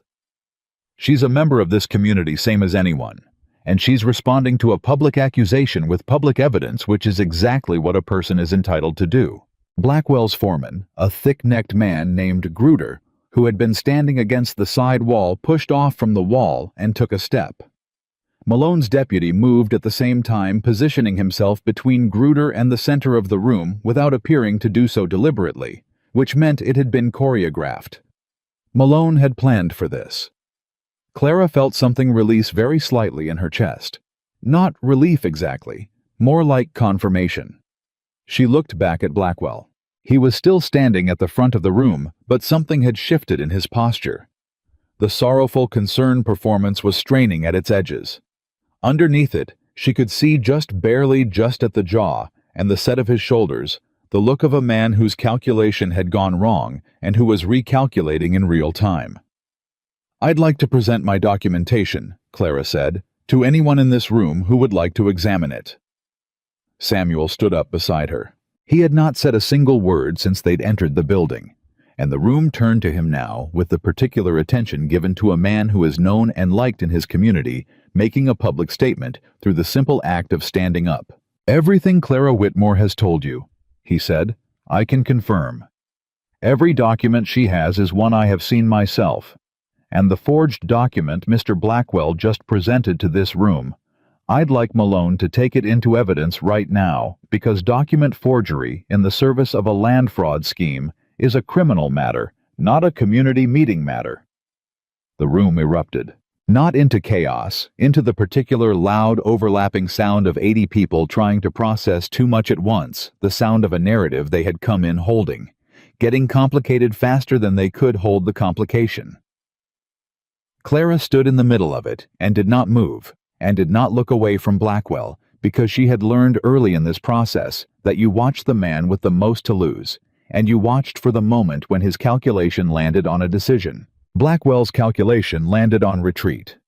He said something to Delavon too low for Clara to catch, and then he moved toward the side door with the measured walk of a man who was not running but was moving with the specific urgency of someone who needed to be somewhere else immediately. Malone's second deputy was at the side door. Blackwell stopped. The room's noise dropped by half just from the dynamic of those two facts, Blackwell moving the deputy in the way the stopping. "Mr. Blackwell," Malone said from the back in a carrying voice that did not need to be loud to fill the hall. "I'd appreciate if you'd stay for the rest of this meeting." The sound of those words delivered in that tone by that man in that room. Blackwell turned back around. His face had changed. The performance was gone now, peeled back by the specific pressure of a room that was no longer believing it, and what was underneath was something smaller and colder and more honestly himself. He sat down, and Clara opened her satchel. She stood at the front of that room for 40 minutes. She had never stood at the front of any room in her life and expected to be listened to. She was a large woman in a plain dress with a mended hem, a widow with no standing in this county, and no history here except the 2 months she had spent at Carter Ranch doing the work that nobody had expected her to do well. Everything about her by the standards of Red Hollow in 1883 said she was not the kind of person whose voice carried weight in a public room. But she had 37 pages of truth in her hands. And she had learned in 30 years of being underestimated and overlooked and handed to people as a burden and sent away and mocked in yards by men who laughed at the sight of her, that truth delivered with precision was more powerful than any performance. She did not perform. She walked them through the documentation the way she had walked Samuel through it at the kitchen table on their first real night of working together. This is what was ordered. This is what was paid for. This is what was delivered. This is the difference. She put numbers in front of people and let the numbers do the arguing. She watched the room change as she did it. Mrs. Hatcher in the row ahead turned all the way around in her chair at minute 12 and looked at Clara with an expression that was not yet apology, but was no longer hostility. A rancher named Goss, who had been standing against the back wall with his arms crossed in the posture of a man who has already decided, slowly uncrossed his arms somewhere around minute 20. She showed them the cattle discrepancies. She showed them the livestock records and the Thornton Yards tallies, and the gap between what had left Carter Ranch and what had been recorded and paid for. Then she showed them Malone's documentation, the record he had provided to her the previous morning, which she had not expected, and which had nearly undone her composure when he slid it across his desk without preamble, showing that 3 other ranching operations in the county had similar supply discrepancy patterns in their accounts over the past 2 years. All 3 had been approached by Blackwell with purchase offers after their difficult seasons. 2 had sold. The third was a man named Aldridge, who was sitting in the second row and who had not yet spoken, and when Clara laid that piece of documentation on the table at the front and looked up, Aldridge was looking at her with the expression of a man watching something he had half suspected for years assemble itself into a visible shape. "I turned him down twice," Aldridge said to no one in particular. His voice was rough and quiet. "Both times after a season where I thought I was losing my mind trying to figure out where my margins had gone." The room heard that. The room felt that. Because Aldridge was not Clara Whitmore, the stranger from Nebraska with no history here. Aldridge had been ranching in this county for 22 years, and everyone in the hall knew his name, and nobody in that room had ever had cause to doubt it. And Aldridge believed her. Delavon tried twice to interrupt her presentation and was stopped once by Malone and once by a rancher in the third row who told him flatly to sit down and let the woman finish, which he did. Blackwell did not try to interrupt her at all. He sat in his chair at the front of the room with the stillness of a man who has exhausted his options and knows it and is now simply waiting for the next thing to happen to him. She had 40 minutes. She used 37 of them. When she was done, she put her documentation back in her satchel, stood at the front of the room, and said clearly, "I came to Carter Ranch as a housekeeper, hired through desperation on both our parts. I found fraud in the accounts I was managing, because I was doing my job honestly, and I brought what I found to the man who owned the property, because that was the right thing to do. That is the extent of what I have done here." She looked out at the room.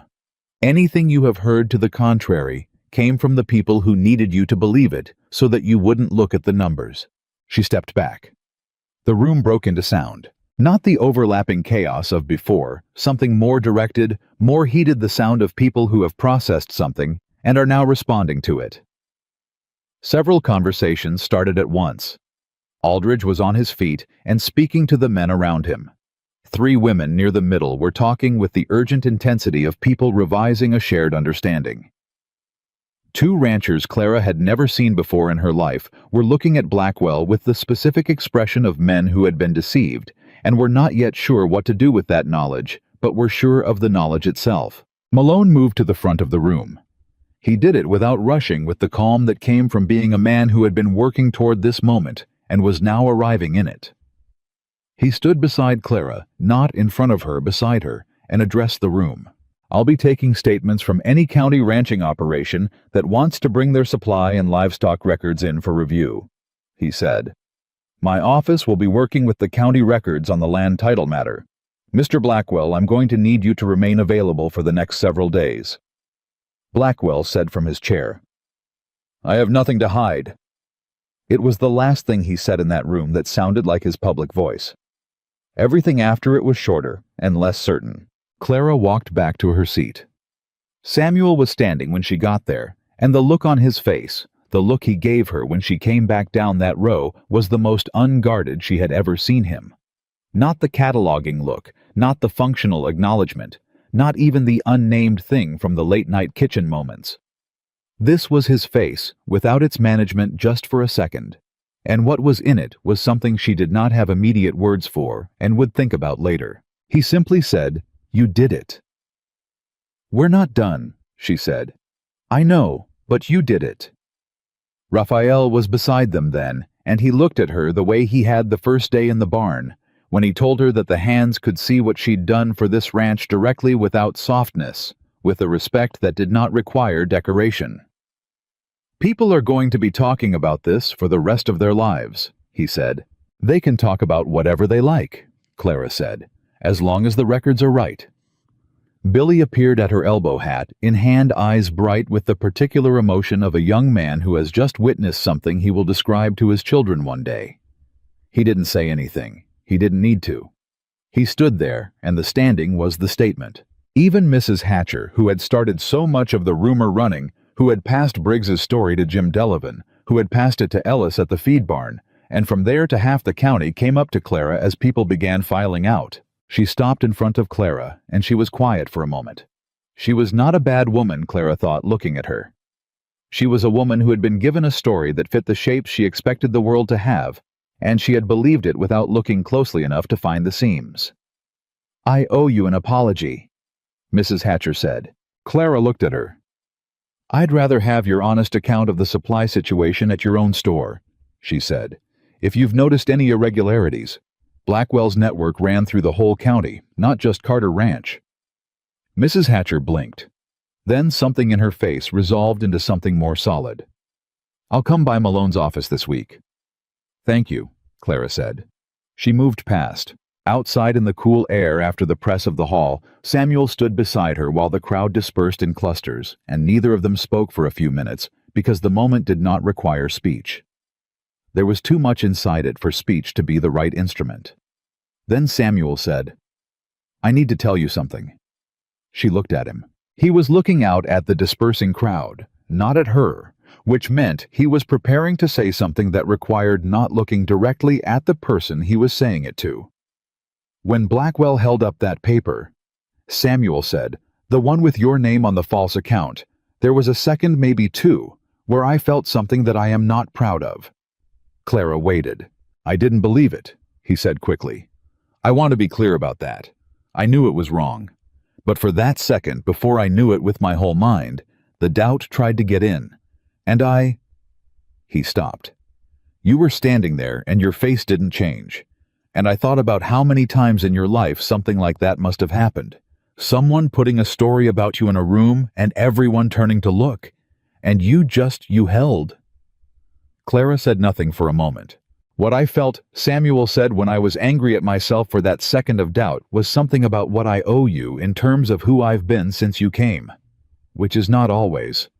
I was not always... Sam, Clara said quietly. He stopped. You stood up, she said. That's what happened. You stood up in that room beside me in front of people who have known you your whole life, and you said what was true. That is what matters. He turned and looked at her. This time it was direct and full, and sustained the kind of looking that does not have a practical purpose, that is not about cataloging or calculating or processing logistics. It was just a man looking at a woman, because he was trying to see her completely, and not finding a reason to stop. You know what you've done here, he said. I found some crooked numbers and showed them to the right people. Clara. The way he said her name just like that, without anything following it, landed differently than it ever had before. You walked into a broken ranch and you saw what I couldn't see because I was too close to it and too tired and too convinced that the failing was mine. You sat at that kitchen table in the middle of the night and you built the truth out of numbers nobody else would have thought to look at. And then you walked into a room full of people who had been prepared to hate you, and you stood there like you had every right in the world to be exactly who you are. He paused. Because you do. You have every right. Clara had been a long time without being seen. She did not mean seen as in looked at. She had been looked at all her life, in the particular way that large women are looked at in public, assessed, and found wanting before anyone had said a word to her. She meant seen as in known, recognized. Having someone look at her and find what was actually there, rather than the story they'd arrived with.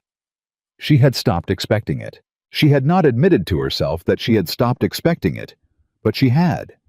And now here was Samuel Carter, weathered and blunt, and not naturally given to speeches, looking at her in the cooling air outside the Red Hollow Church Hall, and saying it as simply as a man can say something like that. I don't know what to do with that, she said honestly. You don't have to do anything with it, he said.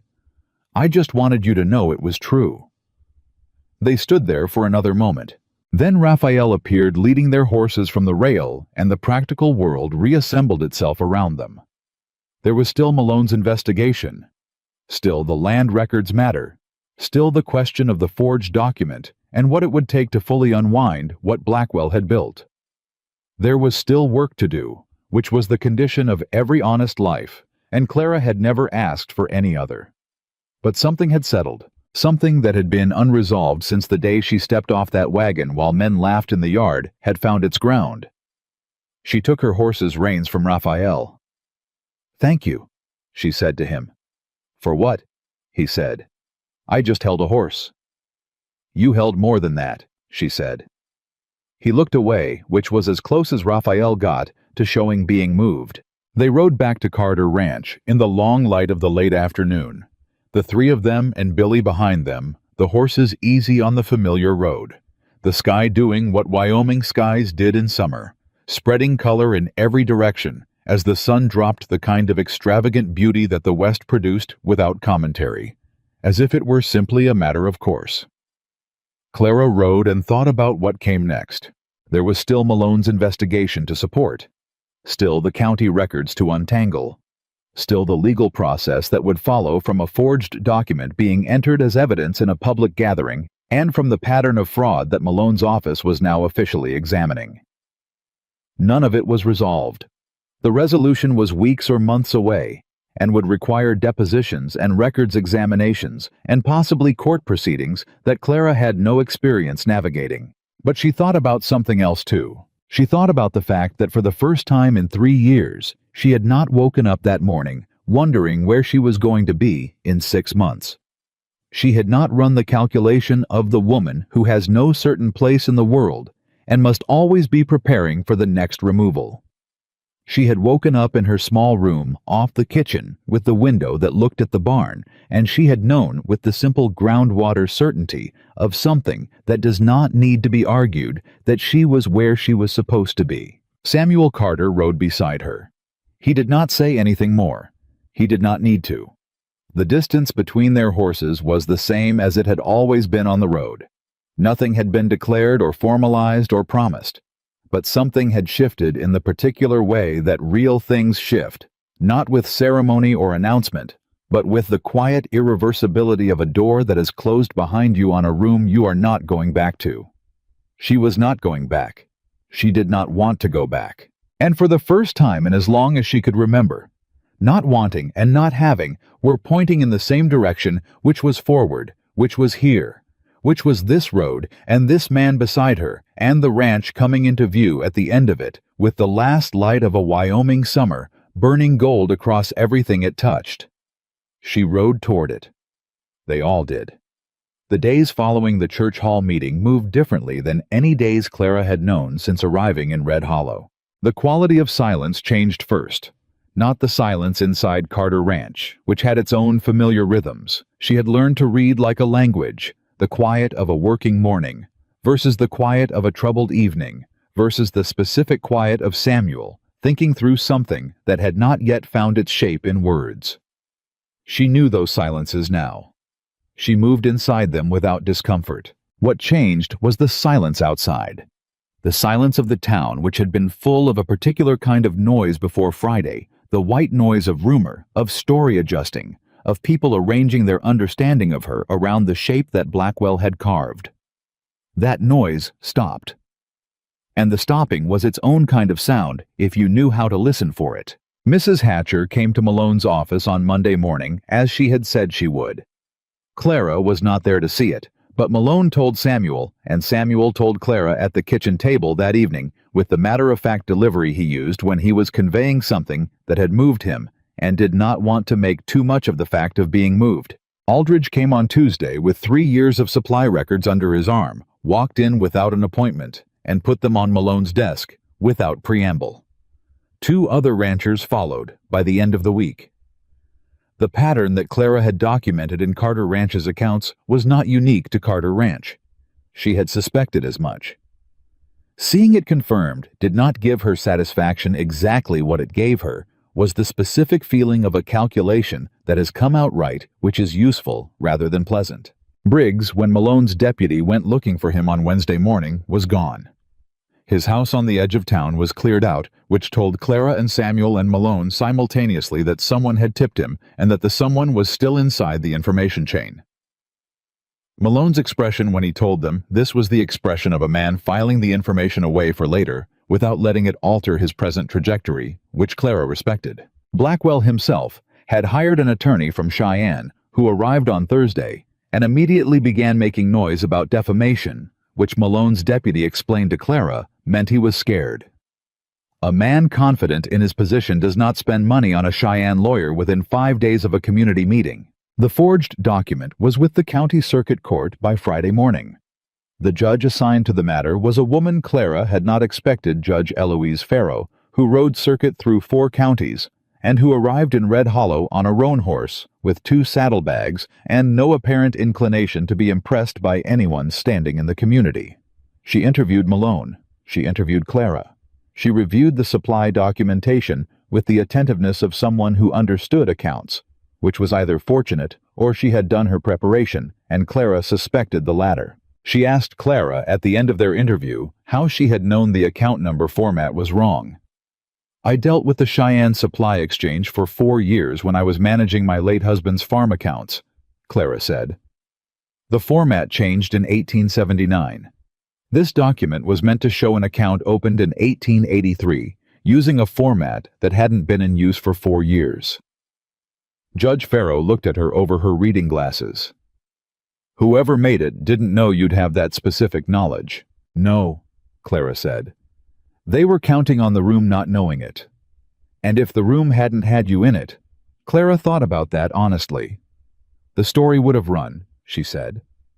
And by the time the land challenge came, the story would have been settled enough that the record's irregularities would have looked like they were Carter Ranch's own problems. His property, his incompetence. Blackwell's offer would have looked like generosity. Farrow was quiet a moment, looking at the documents between them. How long did it take you to build this documentation? I started the first week I was there, Clara said. I didn't know what I was building toward. I just documented what I found as I found it. because I had learned that documented truth is safer than remembered truth. Pharaoh set down her glasses. Where did you learn that? From being a woman who gets told what she said when she didn't say it, Clara said plainly. You learn to write things down. Something moved across Pharaoh's face, brief and knowing, and just slightly wry. She put her glasses back on and said, I'll be filing my preliminary findings with the circuit court next week. You'll want to make yourself available for the formal evidentiary hearing. Yes, ma'am, Clara said. She left the judge's temporary office and walked out into the mid-morning of a town that was learning to look at her differently, and she carried that strangeness the way she carried everything quietly with attention, without demanding it, resolved faster than it was going to. Back at Carter Ranch, the work continued. This was the thing that people who had not run a working property did not understand, that the large events of a life happened on top of the daily work, not instead of it. The cattle still needed tending, while Malone conducted his investigation. The kitchen accounts still needed managing, while the circuit court scheduled its hearing. The supply orders still needed to be right-sized and properly received and counted on delivery, while Blackwell's attorney argued in letters to the county courthouse. Clara found that she was grateful for this. The work gave her something to stand on, while the larger things moved at the pace of legal and social processes, which was slow by nature and could not be hurried. She could not hurry the circuit court. She could make certain the ranch's cornbread was the way the hands had come to expect it, which was a different kind of certainty, but a real one. The hands themselves had changed in the way of people who have witnessed something and been rearranged by it. Billy had a new manner around her, not the uncomfortable awareness of the first weeks, not the effort to overlook what he didn't know how to address. Something more like the way a person acts around someone they have decided to respect. He held the kitchen door when her hands were full without being asked. He relayed messages between her and Samuel with a straightforwardness that told her he had decided she was a person whose messages mattered. Eli, the hand with the boots held together by faith and wire, had new boots by the third week following the meeting. Clara did not know how that had happened exactly, but she noticed that Samuel had ridden into town on a Tuesday without stating his errand, and that Eli had new boots by Wednesday, and that Samuel did not mention it, and Eli did not mention it, and that this was a piece of information about Samuel Carter's character that she turned over in her mind with the care she gave to things that mattered. Raphael continued to be Raphael, which was its own form of constancy. He did not change his manner after the church hall, the way Billy had, because his manner toward her had been consistent since the first week when he'd leaned in the kitchen doorway and told her the supply man's name. He had seen her clearly from nearly the beginning. His clarity after the meeting was simply the continuation of what had always been there. One afternoon, 3 weeks after the meeting, he found her in the kitchen with her account books and sat across from her without invitation and looked at her until she looked up. Sam is different, he said. People change, Clara said. Not Sam, Raphael said. Not in 12 years of knowing him. He doesn't change. He adjusts sometimes. He recalibrates. But he doesn't change. He paused. He's changed. Clara kept her eyes on her ledger. In what way? He whistles, Raphael said. She looked up. Samuel Carter, Raphael said with the particular gravity of a man reporting a significant fact, has not whistled while working since his wife died 4 years ago. He whistled this morning while he was checking the fence line. He looked at her steadily. I'm not making conversation, Clara. I'm telling you something true. Clara held his gaze for a moment. All right, she said. All right, Raphael agreed, and stood up and left the kitchen. She sat with that for a long time after he was gone, looking at her accounts without reading them, thinking about the particular danger and particular grace of hope, how similar they felt at the beginning, before you knew which one you were holding.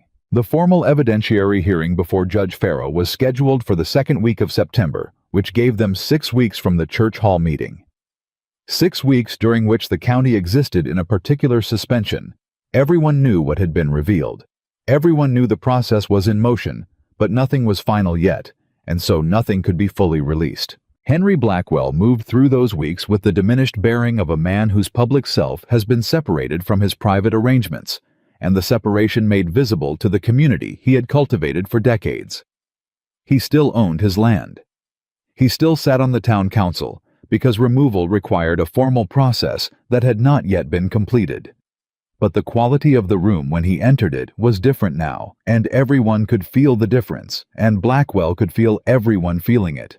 And Clara thought that for a man who had built his entire existence around other people's perception of him, that particular experience was its own form of consequence. She did not enjoy that thought. She noted it, which was different.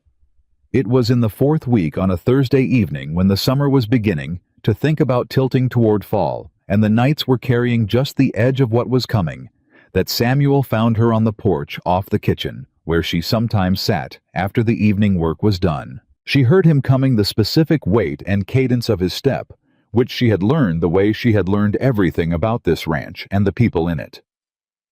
He came out and stood for a moment, and then sat in the chair beside hers, with the ease of someone who has stopped calculating whether or not he belongs somewhere. They sat without speaking for a while. The dark was comfortable, and the sounds of the ranch at night were familiar, and neither of them was the kind of person who needed to fill quiet with noise. The investigator Malone brought in found the 1868 survey, Samuel said eventually. Clara turned her head. The original is in the state records office in Cheyenne, he said. Blackwell's father had an amended copy filed with the county in 1871, 2 months before the boundary settlement was signed. The amendment moved the southeast boundary 11 feet northwest, which moved the creek bend, which put the creek bend outside Carter Ranch's boundary. He was quiet a moment. If the land challenge had gone through based on the amended copy, and nobody would have checked the state records against the county records unless they knew to look, I'd have lost the water rights, inside 2 dry seasons. But somebody checked, Clara said. Malone's man checked, Samuel said. Because you told us to look. I told you something felt wrong about the timing of Briggs going to the land recorder. Same thing, he said. She didn't argue. He was quiet again, but it was a different quality of quiet from the functional silences of the first weeks. Those silences had been the absence of communication. This was communication itself, the particular intimacy of 2 people who have sat together through enough that they have developed a shared language below the level of words. I want to ask you something, Samuel said. All right? And I want you to answer me straight without considering what you think I want to hear, because I've found that you're very good at reading what people need, and I don't want that right now. I want what you actually think. I'll try, she said. He turned his head and looked at her in the way she had been cataloging for months, the way that had no practical function, that was simply looking. Do you want to stay? He said. Clara held the question for a moment. She had been holding a version of it since she woke up on the morning after the church hall and felt the groundwater certainty of being where she was supposed to be.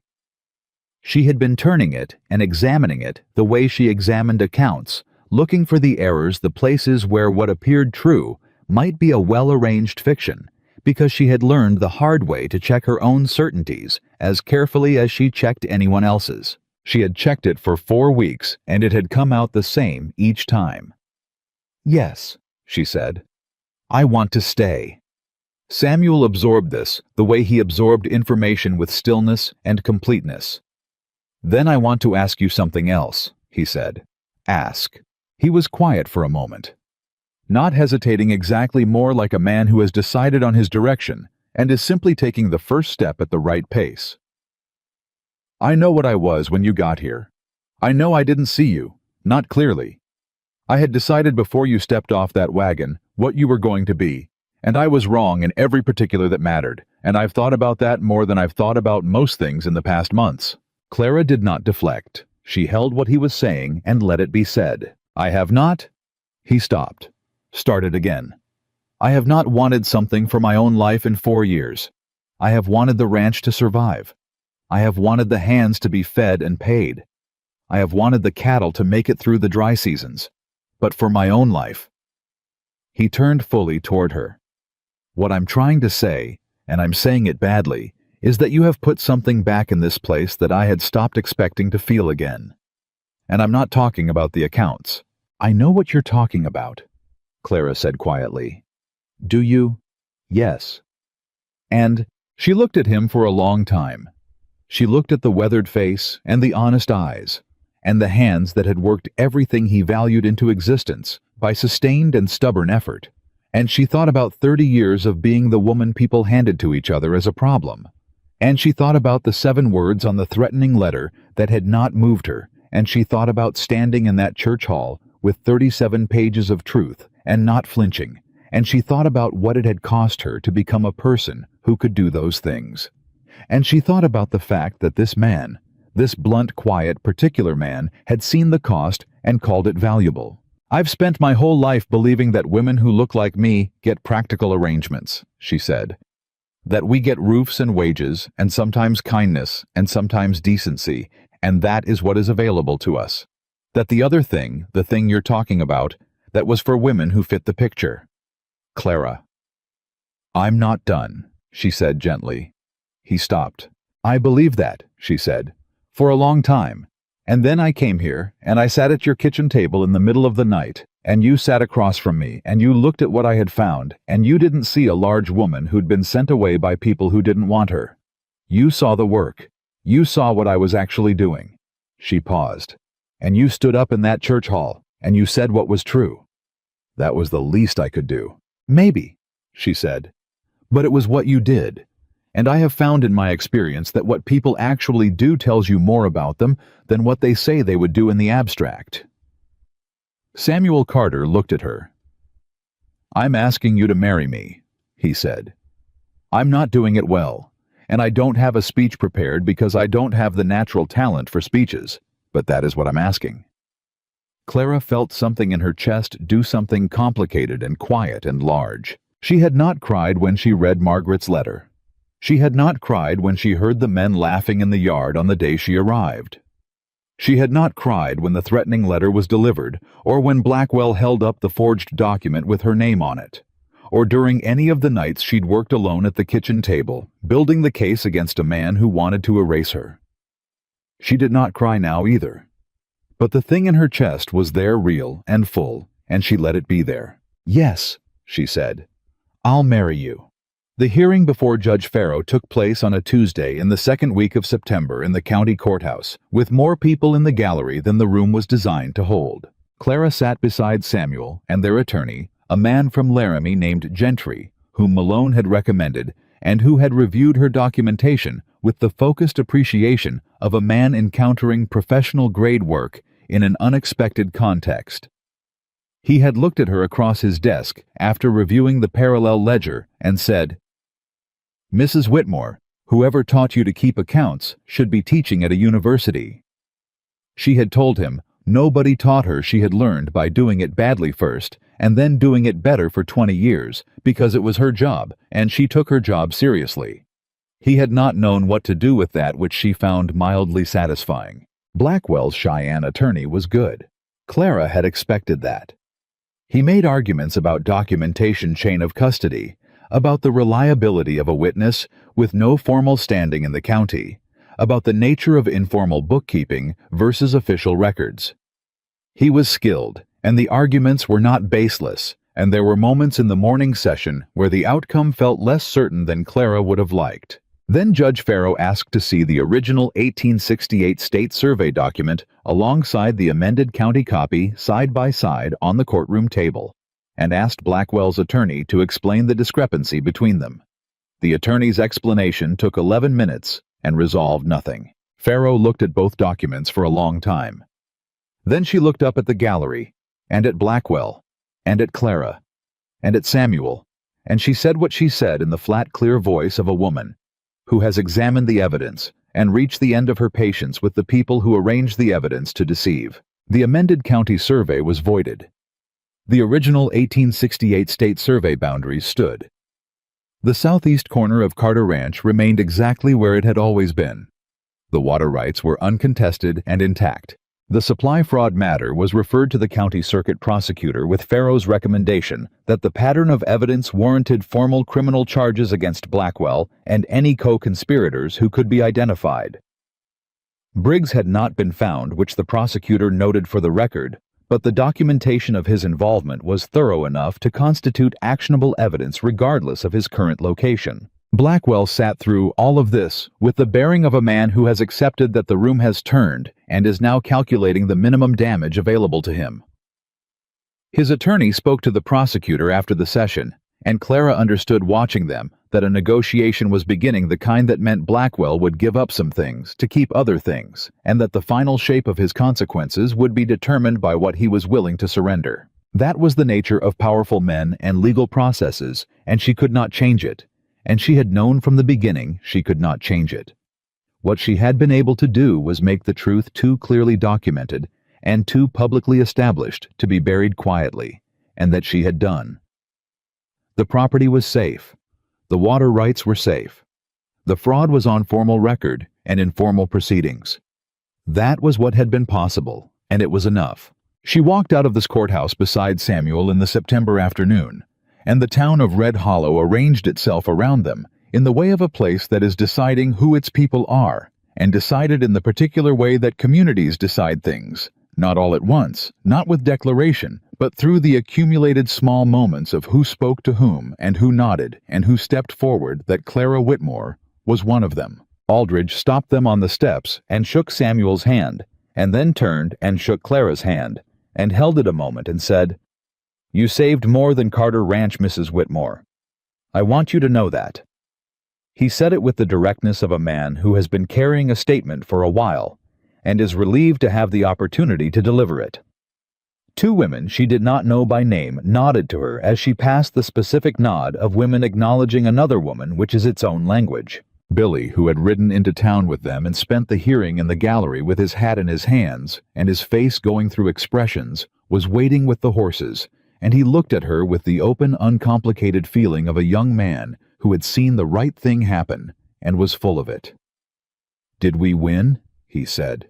"The ranch is safe," Samuel said. "Did we win?" Billy said again, looking at Clara. She looked at him. "Yes," she said. "We won." He made a sound that was somewhere between a word and a whoop, and then caught himself and straightened up and tried to look the way he thought a composed adult should look, which was one of the funnier things Clara had seen in some time. Raphael was the last. He brought her horse forward and held it for her to mount, which he had never done before. She had always managed her own mounting, and he had always respected that.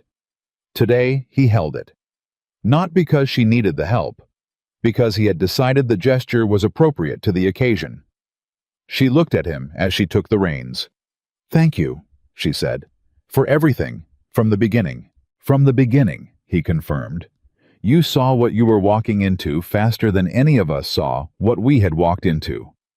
I just tried to keep up." She mounted. She rode. The season turned the way Wyoming seasons turn, with conviction and without sentiment. Summer gave way to fall in the space of 2 weeks that felt like a single long exhale, the heat releasing the light going golden, and then amber, and then the particular blue cold of early October afternoons. Clara and Samuel married on the first Saturday of October. It was not a large ceremony. That was a decision they had made together easily, in the way they made most decisions, talking at the kitchen table in the evenings, building consensus out of honest exchange, without either of them needing the other to be someone they weren't. The hands were there. Malone came. Judge Farrow, who was still in the county on ongoing proceedings, attended as a guest, which nobody had expected, and which Clara suspected was a statement of some kind characteristically precise. Aldridge came with his wife, a quiet woman named Dorothy, who pressed Clara's hand and said simply and warmly, "I'm glad you're here." Several women from town, who had revised their understanding in the weeks since the church hall, sat in the small row of chairs that Billy and Eli had brought out from the house and arranged in the yard, with more care than either of them would have admitted to. Mrs. Hatcher came. She brought a jar of her own made apple preserves and handed it to Clara before the ceremony with an expression that said more than she was able to put into words, and Clara received it and said thank you in a tone that let her know the apology had landed and that they could move forward from where they were. Clara wore her best dress, which was not the plain brown cotton with the mended hem. She had, in the weeks before the wedding, let herself have a new dress, blue, properly fitted of fabric that was good without being pretentious. She had stood in the dry goods store in Red Hollow and picked it out herself without consulting anyone, and she had been aware of the small, quiet significance of that act, of choosing for herself, of being a woman who had permission, her own permission to take up space in a dress that was blue and fitted and good. She had looked at herself in the small mirror in her room the night before the wedding, and she had looked for a long time, not with the assessing gaze of a woman searching for what's wrong, but with the honest gaze of a woman trying to see clearly. She had looked at a woman who had been handed away like a problem and had walked through a year that had required everything she was. She had looked at someone who had sat at a kitchen table alone in the middle of the night and built the truth out of numbers, and had stood in a room full of people prepared to dismiss her, and had not flinched, and had said yes to a man who had first looked at her and seen past the size and the plain dress and the mended hem and into what was actually there. She had looked at herself and thought, there she is. She wore the blue dress to her wedding. Samuel's face when he saw her come through the ranch house door and across the yard toward where he stood was the face she had been trying to find a category for since the early weeks, the one that wasn't functional or cataloging or calculating the one without management. It was that face, and it was full, and it held for the whole duration of the short walk across the yard, and she would remember it for the rest of her life as the specific expression on the face of a man who understood what he was looking at and was grateful. The ceremony was brief and honest, which suited them both. The words were the old words, which Clara had always found to be sufficient, not because of their formality, but because they were precise. Honor and cherish. Keep thee, in sickness and in health.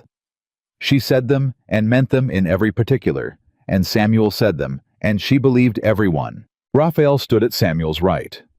When it was done, Raphael shook Samuel's hand, and then turned to Clara and kissed her hand in a gesture that was so purely dignified it stopped several conversations in the immediate vicinity. Eli cried, which he denied with vigor for the remainder of the day to anyone who mentioned it. Billy did the thing where he almost whooped, and then didn't, but this time he let himself smile as wide as it wanted to go, which was considerable. The first winter at Carter Ranch as Clara Carter, she tried the name the way you try a piece of furniture to see if it fits the room, and it fit, was a working winter. As all winters on a Wyoming ranch are cold and demanding, and full of the specific daily requirements of keeping animals and people alive through the season. She was not lonely. She had not expected to be not lonely. She had grown so accustomed to the particular aloneness of her situation in the 3 years before Carter Ranch that she had stopped noticing it the way you stop noticing a low-grade pain after long enough. She had thought of herself as someone who operated alone, and that this was simply her nature, her condition, the truth of who she was. It was not her nature. It had been her circumstance. In the evenings, Samuel came in from whatever the day had required of him and took his chair at the kitchen table, and they talked about the ranch, about the proceedings that were still unwinding through the county's legal system, about things that had nothing to do with either, about the small and medium-sized events of days that were full of small and medium-sized events because that is what a shared life consists of. She told him about Thomas, not all at once, and not as a confession or a required disclosure, but in the gradual way that the past surfaces, when the present is safe enough to hold it a story here, a detail there, the shape of the life she had built and lost, and been stripped of and carried through. He listened without trying to fix anything, which was the only way to listen to that kind of telling. He told her about his wife Margaret, a different Margaret from Clara's difficult cousin, which had made Clara blink when she first heard the name, and then smile. He told her about what the ranch had been when Margaret was alive, the warmth that had run through it, and what it had become after not bitter, just diminished like a fire that's been banked and covered and forgotten to tend. He told her this without asking for anything from it, just laying it out honestly, the way he laid out everything that mattered to him. She listened without trying to fix it either. They were, she thought, well matched in this, in the willingness to be honest about the weight they were each carrying, without demanding that the other take it from them. Spring came to Red Hollow, the way spring always comes to Wyoming late, and with argument, a week of genuine warmth, followed by a week of cold that felt like a retraction, and then warmth again, and then the turn was real and permanent, and the land converted itself the way it did every year, which still seemed remarkable, even after you had watched it before. The legal proceedings against Blackwell concluded in the spring. He was charged on 4 counts of fraud, 3 of property deception, and 1 count of suborning the falsification of county records, the last of which was the most serious, and the one that his attorney had spent the most effort trying to negotiate away. He did not succeed. Farrow's referral had been too thorough. Blackwell's sentence included fines that were significant, but that a man of his resources would survive, and a term of 5 years suspension from owning or operating any property in the county, which was the practical consequence, the one that actually removed his capacity to do what he'd been doing. His land passed into the management of a court-appointed trustee, while the terms of the sentence were satisfied. The 2 operations that had been pressured into selling got their properties reviewed for grounds of recovery. It was a longer process, not all of it resolved cleanly. That was the nature of legal processes, and Clara did not expect otherwise. But the review happened, which would not have happened without the documentation, and she held on to that. Briggs was eventually found in Colorado, which Malone relayed to Samuel, and Samuel relayed to Clara over a Tuesday dinner with the same matter-of-fact delivery he used for significant information. He was extradited and charged, and that process wound through its own timeline. Clara noted it and moved on, because there was a ranch to run and winter supplies to be planning for, and accounts that needed her attention. The accounts were always there. She did not mind. She had always found the truth of a thing easier to hold when she could see it in numbers. It was in the late spring, almost exactly 1 year after Clara had stepped off the supply wagon into Carter Ranch's yard, while men laughed, that Samuel found her sitting on the porch in the early morning before the hands were up watching the light come in over the mountains. He brought 2 cups of coffee out, made it himself, which was a thing he'd started doing some mornings quietly without announcement, and sat beside her. They watched the light come in together without speaking, because they had long since established that this was one of the available ways to be together, and it was sufficient and sometimes preferable. After a while, Samuel said, "You know what I've been thinking about." "What?" "The day you arrived." He held his cup with both hands. "I was standing on those steps, and I watched you come across the yard, and those men were—" He stopped. "Laughing," Clara said. "Laughing." He agreed. "And I told them to get back to work, which was what I did. Which was—" He exhaled once. "I've thought about that. That I told them to get back to work, not because what they were doing was wrong, but because it was inefficient. That's what I thought at the time. It's embarrassing to say." "You didn't know me yet," Clara said. "No, but they didn't know you either, and they were—" He shook his head. "What I mean to say is that when I told them to get back to work, I was still one of the people in that yard who had already decided what you were. I just expressed it with less noise." Clara looked at him. "And you are so far from what I decided," he said. He said it simply, without ornament, with the directness of a man who has been working on a statement for a long time and has arrived at its most precise form. "In every particular, you are so far from anything I thought I was looking at, and I want you to know that I know that I know what it cost you to walk across that yard and not let those men see anything except that you had somewhere to be." "I had somewhere to be," Clara said. "You did," he said. "I just didn't know yet that it was here." They sat with that for a moment, the coffee warm in their hands, and the light coming in full now over the mountains, the ranch beginning to stir around them, the sound of the horses, the first movement from the bunkhouse, the particular morning alive quality of a working place waking up. "Sam," Clara said. For what it's worth," she said. "When I walked across that yard I was frightened. I don't think I've told you that."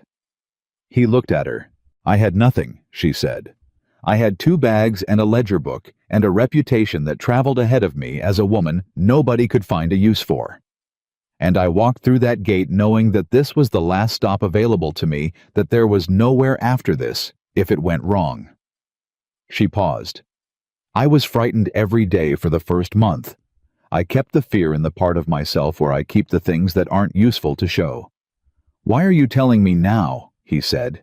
Because I'm not frightened anymore, she said. And I want you to know what that means. What it means to have arrived somewhere and not be waiting for the removal. Samuel Carter set his cup down. He turned toward her fully.